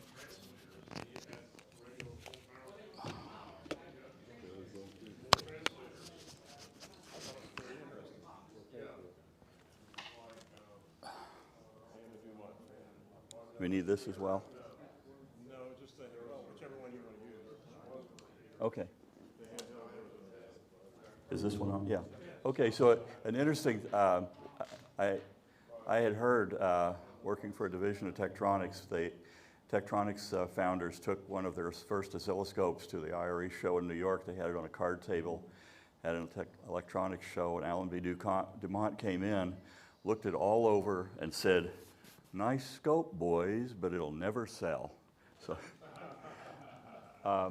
so I was going to talk about video recording and how it got going. You know, in the early 50s, there were probably, anyway, 4 companies that were looking at this. There was, of course, RCA had tried to record, and did some very successfully record video in color with a high-speed longitudinal recorder. It ran at something like 120 inches per second. It recorded red, blue, green. You could record NTSC on it, play it back, and they did a few productions with it, but it never really took off because it took so much tape.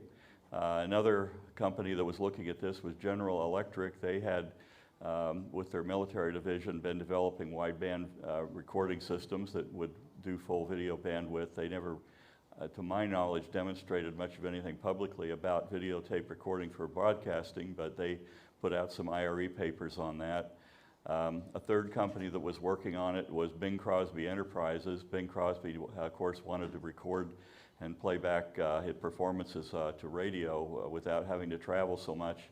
So he funded audio recording, and he had an engineer named Jack Mullen who helped develop some really good audio recording, and then he funded Mullen to do video recording, and Mullen had some success with that. He was using a stacked head of multiple recording heads stacked vertically, so he was kind of doing electronic scanning laterally on the tape, and there's published that he did have some success, not necessarily with color, but with black and white video recording.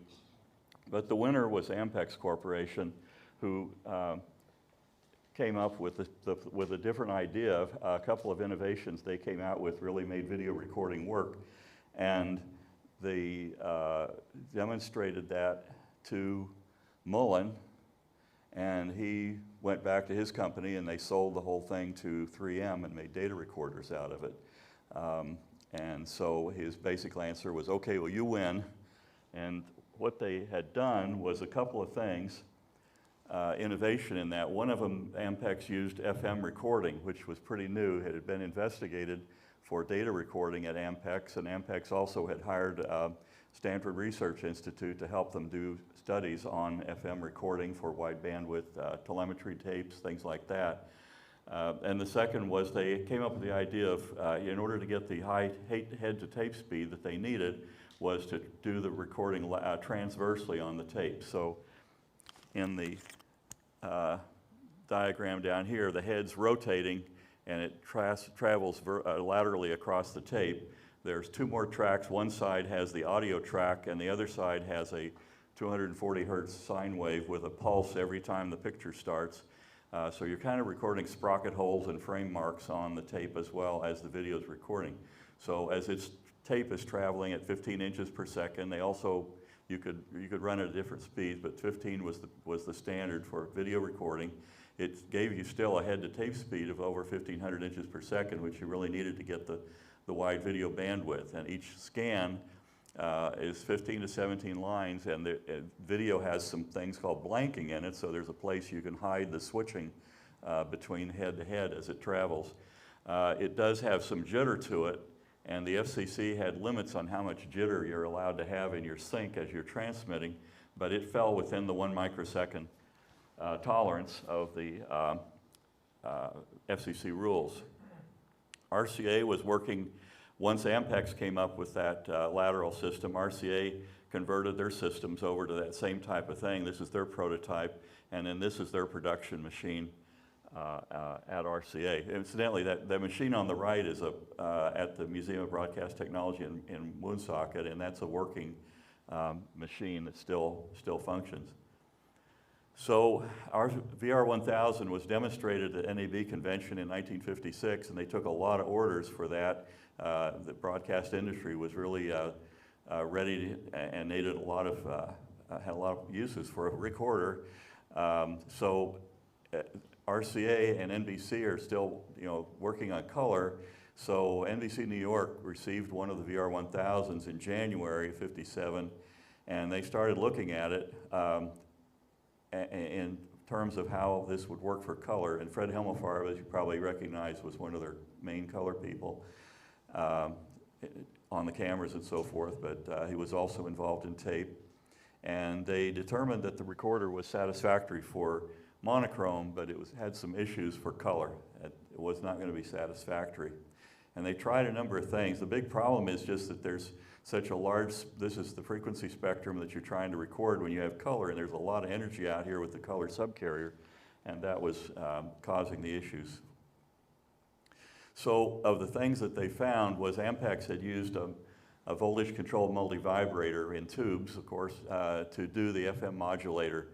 And there were a couple of problems with it, at least. One of them, it didn't have enough bandwidth. The RCA tried to compensate it for it, but then it resulted in a lot of spurious products in the video. The other thing is having a square wave is advantageous because you'd like to minimize second harmonic energy, and a square wave will do that as long as the waveform is perfectly symmetrical. But if it's like 4951, second harmonic energy pops up, and that's probably hard to do in the tube days. Plus they had the rise time, switching speed between the states of the multivibrator caused trouble when they're trying to do color. So a number of things were wrong with that as far as RCA was concerned. So RCA Princeton Labs got involved and they just did a basic reactance tube FM modulator modulated by the video and replaced that.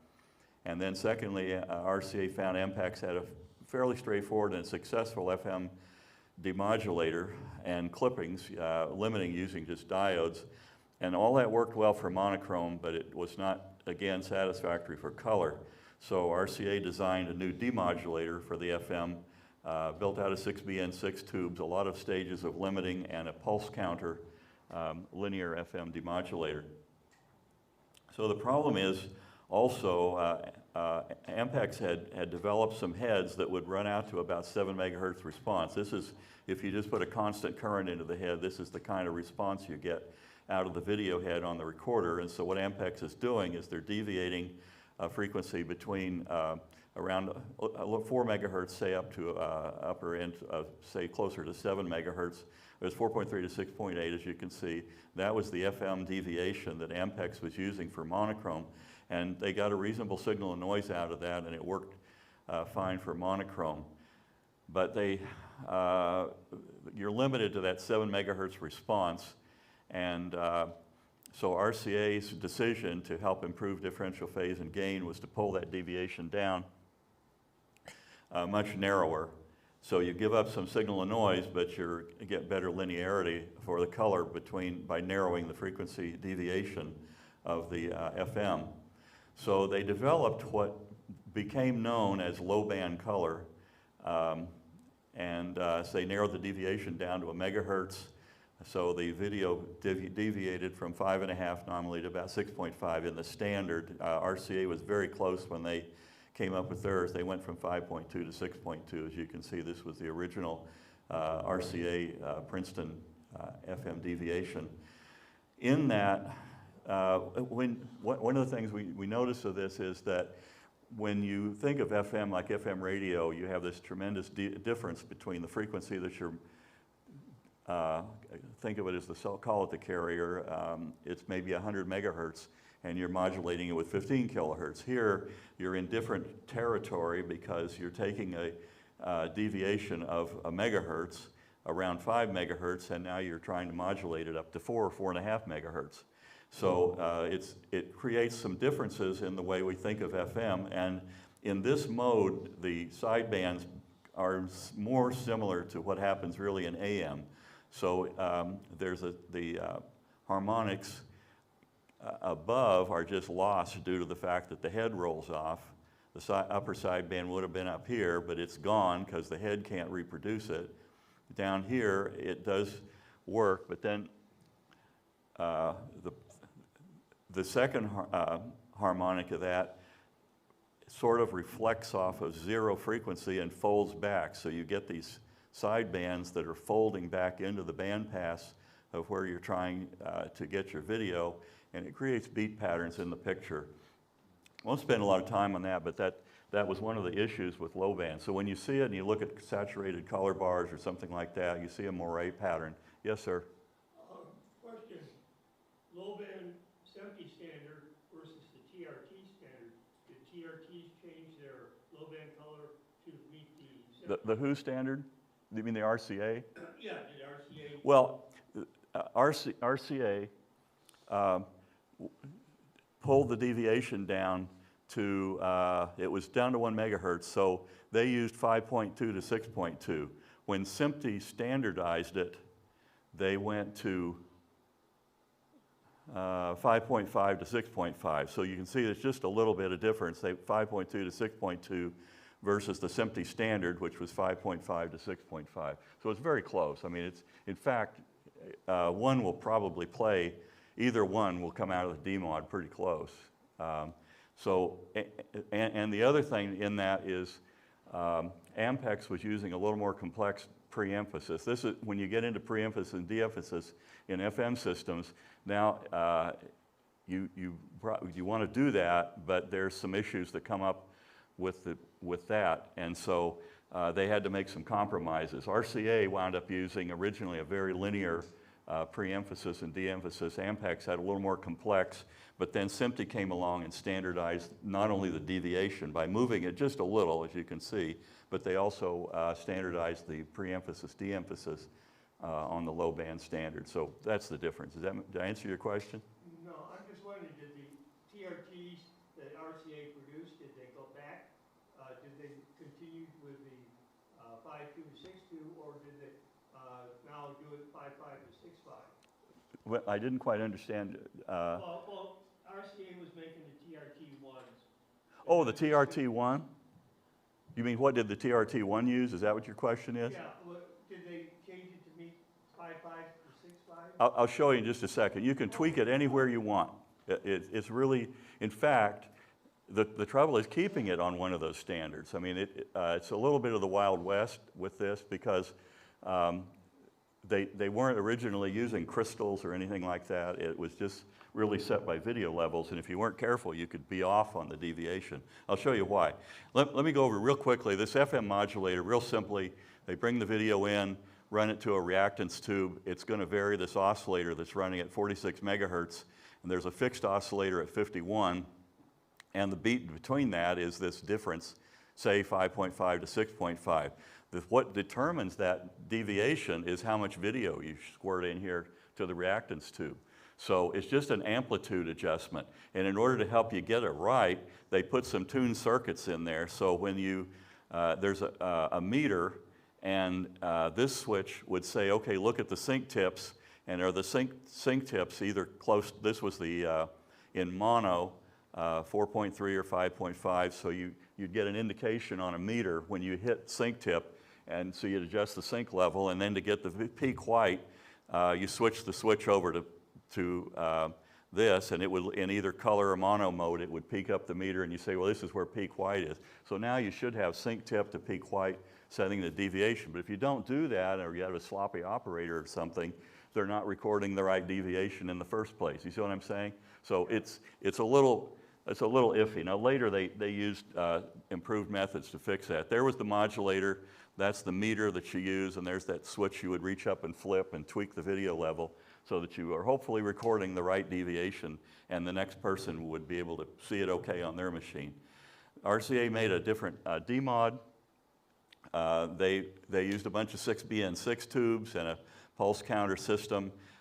There were some tweaks on this one. There was a switch you could throw if you wanted to get a little better signal of noise and roll off some of the response. Basically, the modulator would come into this thing through a relay, and you could actually monitor your own video from the FM mod demod process and see if it's working right.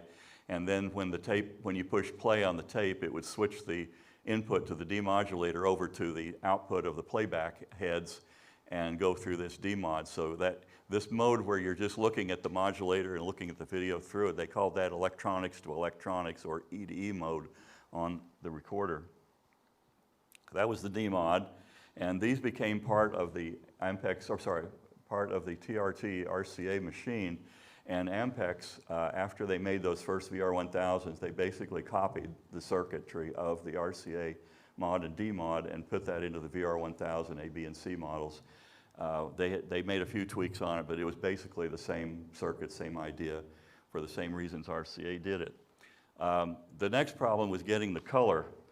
So the problem is that as that head's traversing the tape, there's a lot of jitter. It's just head-to-tape friction. There's jitter involved, and because it's changing the timing of the signal coming off, the chroma phase is now jittering excessively due to that head-to-tape issue. So RCA came up with a system to fix or stabilize the chroma with the technology they had. So essential parts of it, there's basically they strip off bursts, and they do basically the same thing every color TV set does. They have to have something to look for the burst and try to lock an oscillator every horizontal line, reset the phase so that you know what the burst phase is at each horizontal line. Then they went through a process that was kind of complex. We'll show in a second. And this was come up by Dalton Pritchard, who you probably remember him. He was the guy that designed the first dot sequence DMOD TV sets and was very heavily involved in RCA's color efforts at Princeton Labs.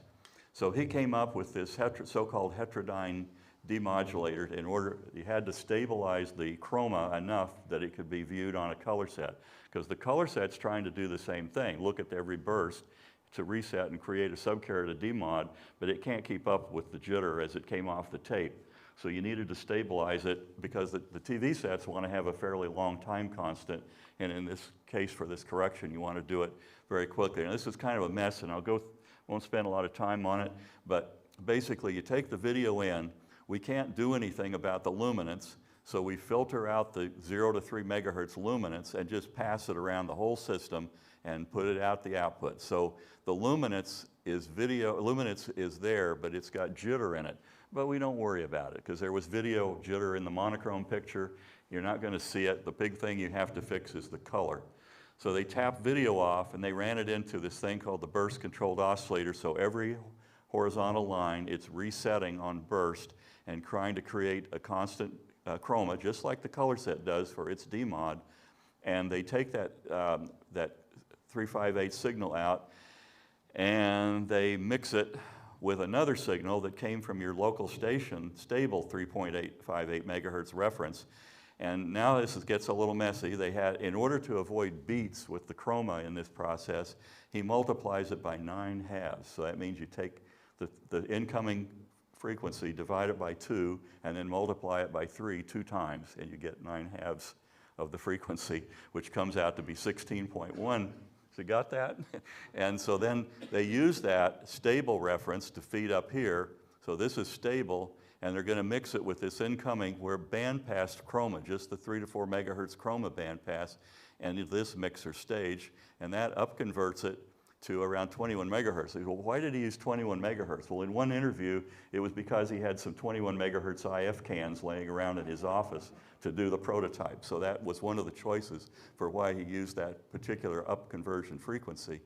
Then here's our burst controlled oscillator. So it's again resetting every horizontal line. So it's got this jittering, it's chroma that's constant for one line, but it's changing in phase every horizontal line. And they take that, upconvert it by mixing it here, and add that in. And this is where the magic kind of happens right here. So you have incoming chroma that's within this bandpass, and you mix it with the jittered subcarrier coming in. So they're both moving, as this makes sense to you, they're both moving together. The burst derived, this 16.9 derived from burst, and the chroma bandpass that we're looking at, they're both moving the same, and when you mix the two signals together that have the same movement, it cancels the jitter. So coming out of here, you have the chroma bandpass at 3.5 megahertz, and it's now stabilized in its jitter in the chroma region, and you mix it back with the luminance, and you output it. You conveniently take local 358 and mix it out here, so now you've got de-jittered chroma and stable burst and jittered luminance, and it comes out and goes to the TV station, and NBC broadcast that, I know for a fact, up through 1966. It works, you know, it's not perfect, but that was what they were able to do. And that's the chassis for the older model of the chroma stabilization system. Ampex did a similar thing but they took a different tack. They did that same burst lock oscillator like RCA did, but they basically built a TV set chroma decoder here. It put out I, Y, and Q like a CT100, and they're using this they're using the jittered burst every horizontal line to decode. So this is decoded with jittered burst, and then you take an NTSC encoder and just immediately take local 358, put it back in, and encode this NT back into NTSC with stable 358. And that works too.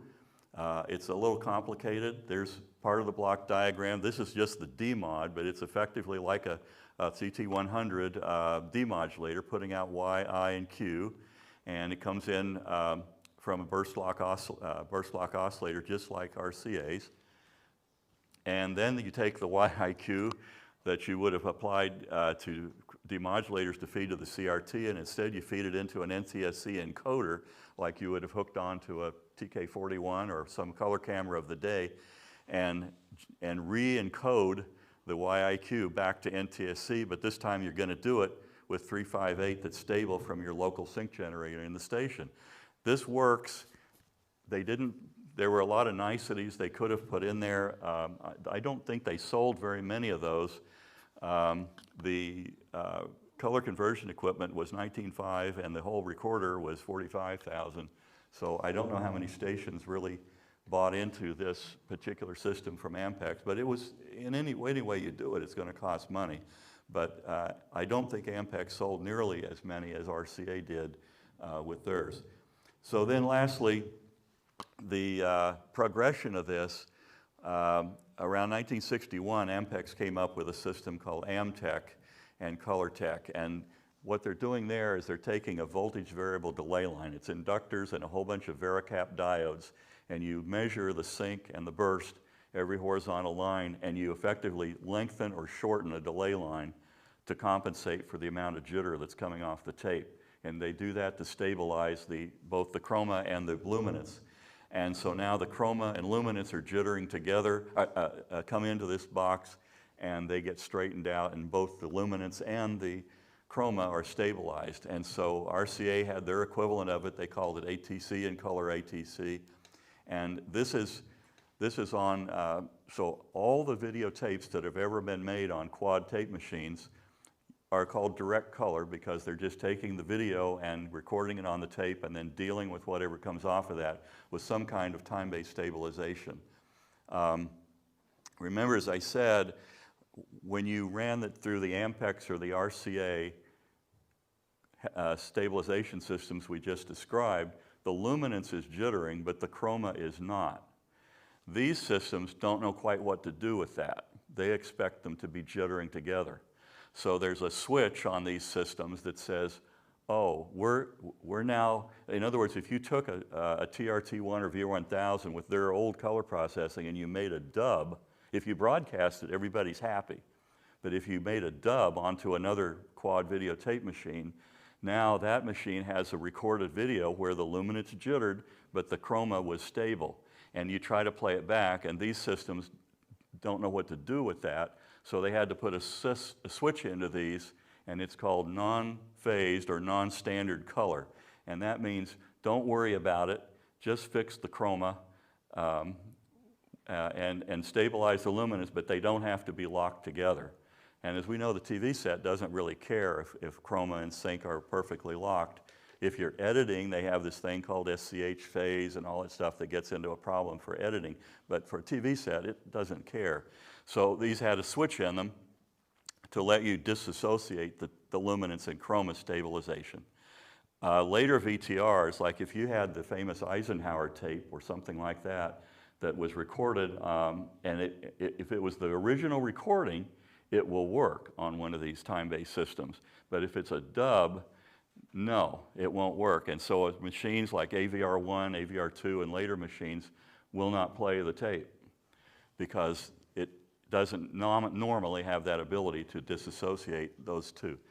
That's about it. Can I answer any questions on it?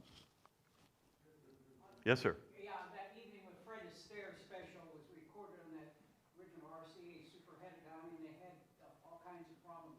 Well, I don't know what problems they had. I mean, if it was a master tape, an original tape, it plays like any other quad tape made in history. Well, that's how they did it. They had to play it back at MDC Burbank on the original VTR and their telecine. Well, if you had the Fred Astaire tape that was recorded, and even if it was a dub, okay, from a heterodyne color, one of the so-called heterodyne, either Ampex or RCA.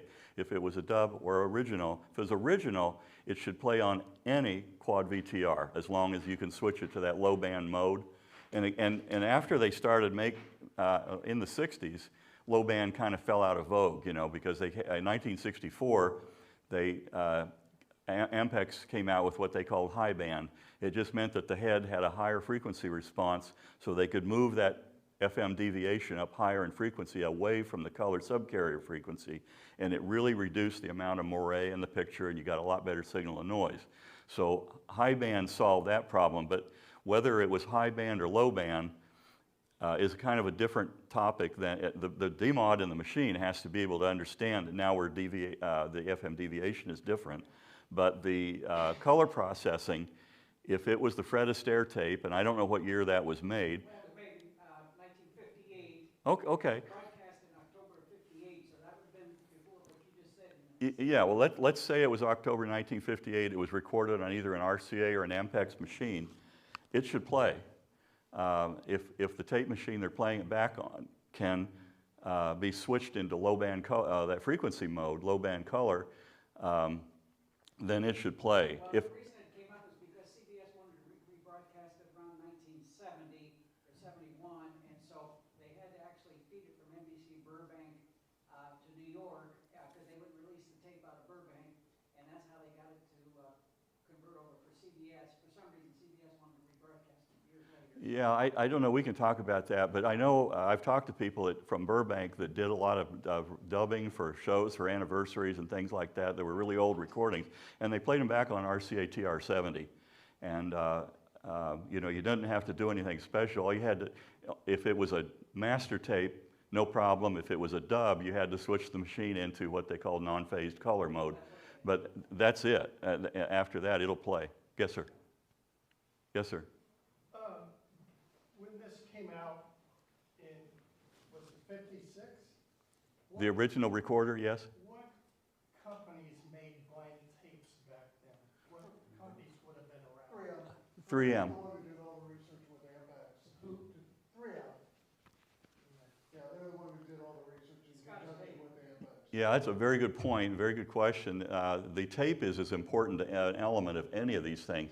If you didn't have a tape, and 3M was able to come up with a solution to this, it's got to withstand the wear of that head spinning against it. It's got to have the right magnetic properties. It's got to have the grain orientation a certain way for this.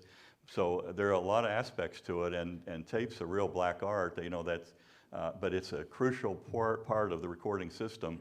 And without tape technology, none of this would work. Would they have been acetate or polyester? It was polyester. Acetate would never hold up. And the heads, it was basically sandpaper to the heads. If you run any of those old tapes on even a newer machine, you're gonna wear about 300 hours worth of wear in an hour of playback. It was basically about as like running an 150, Scotch 150 over video heads. It wasn't great for them, but it did work. But it was all, it had to be polyester, but it could be non-back coated or back coated, which is that whole fun that happens with sticky shed and all that. Yeah, and as a good point, the head-to-tape wear is a big deal. These heads wore down in the early days when they're using just normal metal heads. If you got 100 hours out of one of these head wheel assemblies, you were doing pretty good. It was miraculous if it went a lot, you know, make it more 2 or 3 times that, but that was more miraculous. But the tapes had a lot to do with the wear on it, and that helped as things improved. Then they went to better head materials and so, but it was basically, the bottom line, it's very expensive to record video in the early days. And so I was talking with a gentleman that was a retiree from CBS in New York, and we were talking about what shows were recorded. And a lot of shows were never recorded because it was so expensive to record it on videotape. And not only was the tape expensive, but it was expensive to buy the machinery and maintain it and keep the heads repaired and all that sort of thing. So shows were not all recorded by any means. Well, they certainly would record over, that's right. But just, for example, he pointed out that one of the major soap operas that CBS Network did from New York, they just did it twice a day. They never recorded it. And it was cheaper to hire retired Broadway actors to do the show twice per day than it was to record the show and play it back later time zone. Yes, sir. You mentioned 3 different methods for dealing with the jitter issue, right? There's at least, yeah.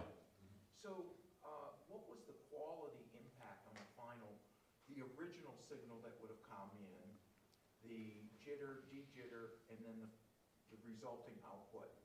How much of that got impacted? In terms of what you'd see at home? Yes. I guess the best way to put it is that any luminance jitter, whether it was the black and white recording or a color process using these earlier systems, we just ignored it. There wasn't that. If you were really studying it in a environment where you could really look at the test patterns and look at the monoscope pattern and so forth, you'd see errors in it.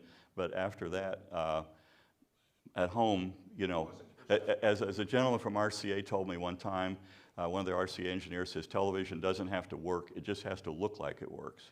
So they're able, if you can stabilize the chrome enough, it's not got weaving lines or horizontal tearing or things like that, and then you can get chroma stable enough that you can stabilize it on the color sets of the day, you win. Did I answer your question? So it was just a matter of what was within the acceptable bounds of perception. Yes, and I'd have to say we were glad to see color pictures, and I don't, we didn't notice it, I don't think that much. And as I said, I know NBC was still transmitting over the network color process through the TRT-1 color processor up through 1966. Because I knew, because I was working at a station and we'd record stuff off the network, and if you went to play it back, it wouldn't play back unless you switched the machine to that non-phase color mode. Yes, sir? I think I can answer that because I have a lot of experience with the TRT-1 color Yeah. recovery system. You would not see the detail except when we put it on our ionophore, and that would be a small picture up there compared to what that was. It was about twice as big. And then you could see that there was, you lost the dots that you would normally see. You wouldn't see the dot crawl. And that was about it. Yeah. It really worked very, very well. It depends on how high a resolution, even if you're looking at on a 630 type TV that's full bandwidth or something and staring at the monochrome picture, I think at home there's enough other impairments, just noise and so forth like that, you probably didn't notice any real problem. The delay line systems that came out later and then the digital systems that followed in the 70s, the pictures were fine off of those, and starting probably in the mid-60s with the VR2000 from Ampex and high band color videotape, most of us would look at it and say, gee, that looks like, is the machine playing back or are we looking at just the input signal? It was very good. But I think we just probably overlooked those problems if there was something perceptible like Chris is pointing out. No, the picture that we had was, that's about a 10-foot high. We had about 14-foot high, and it was big with an ionophore projector, and you could see any imperfection. Yeah. Okay. You wouldn't notice it. I would notice it, but nobody else would. Yeah. All right. Well, thank you very much. Thank you.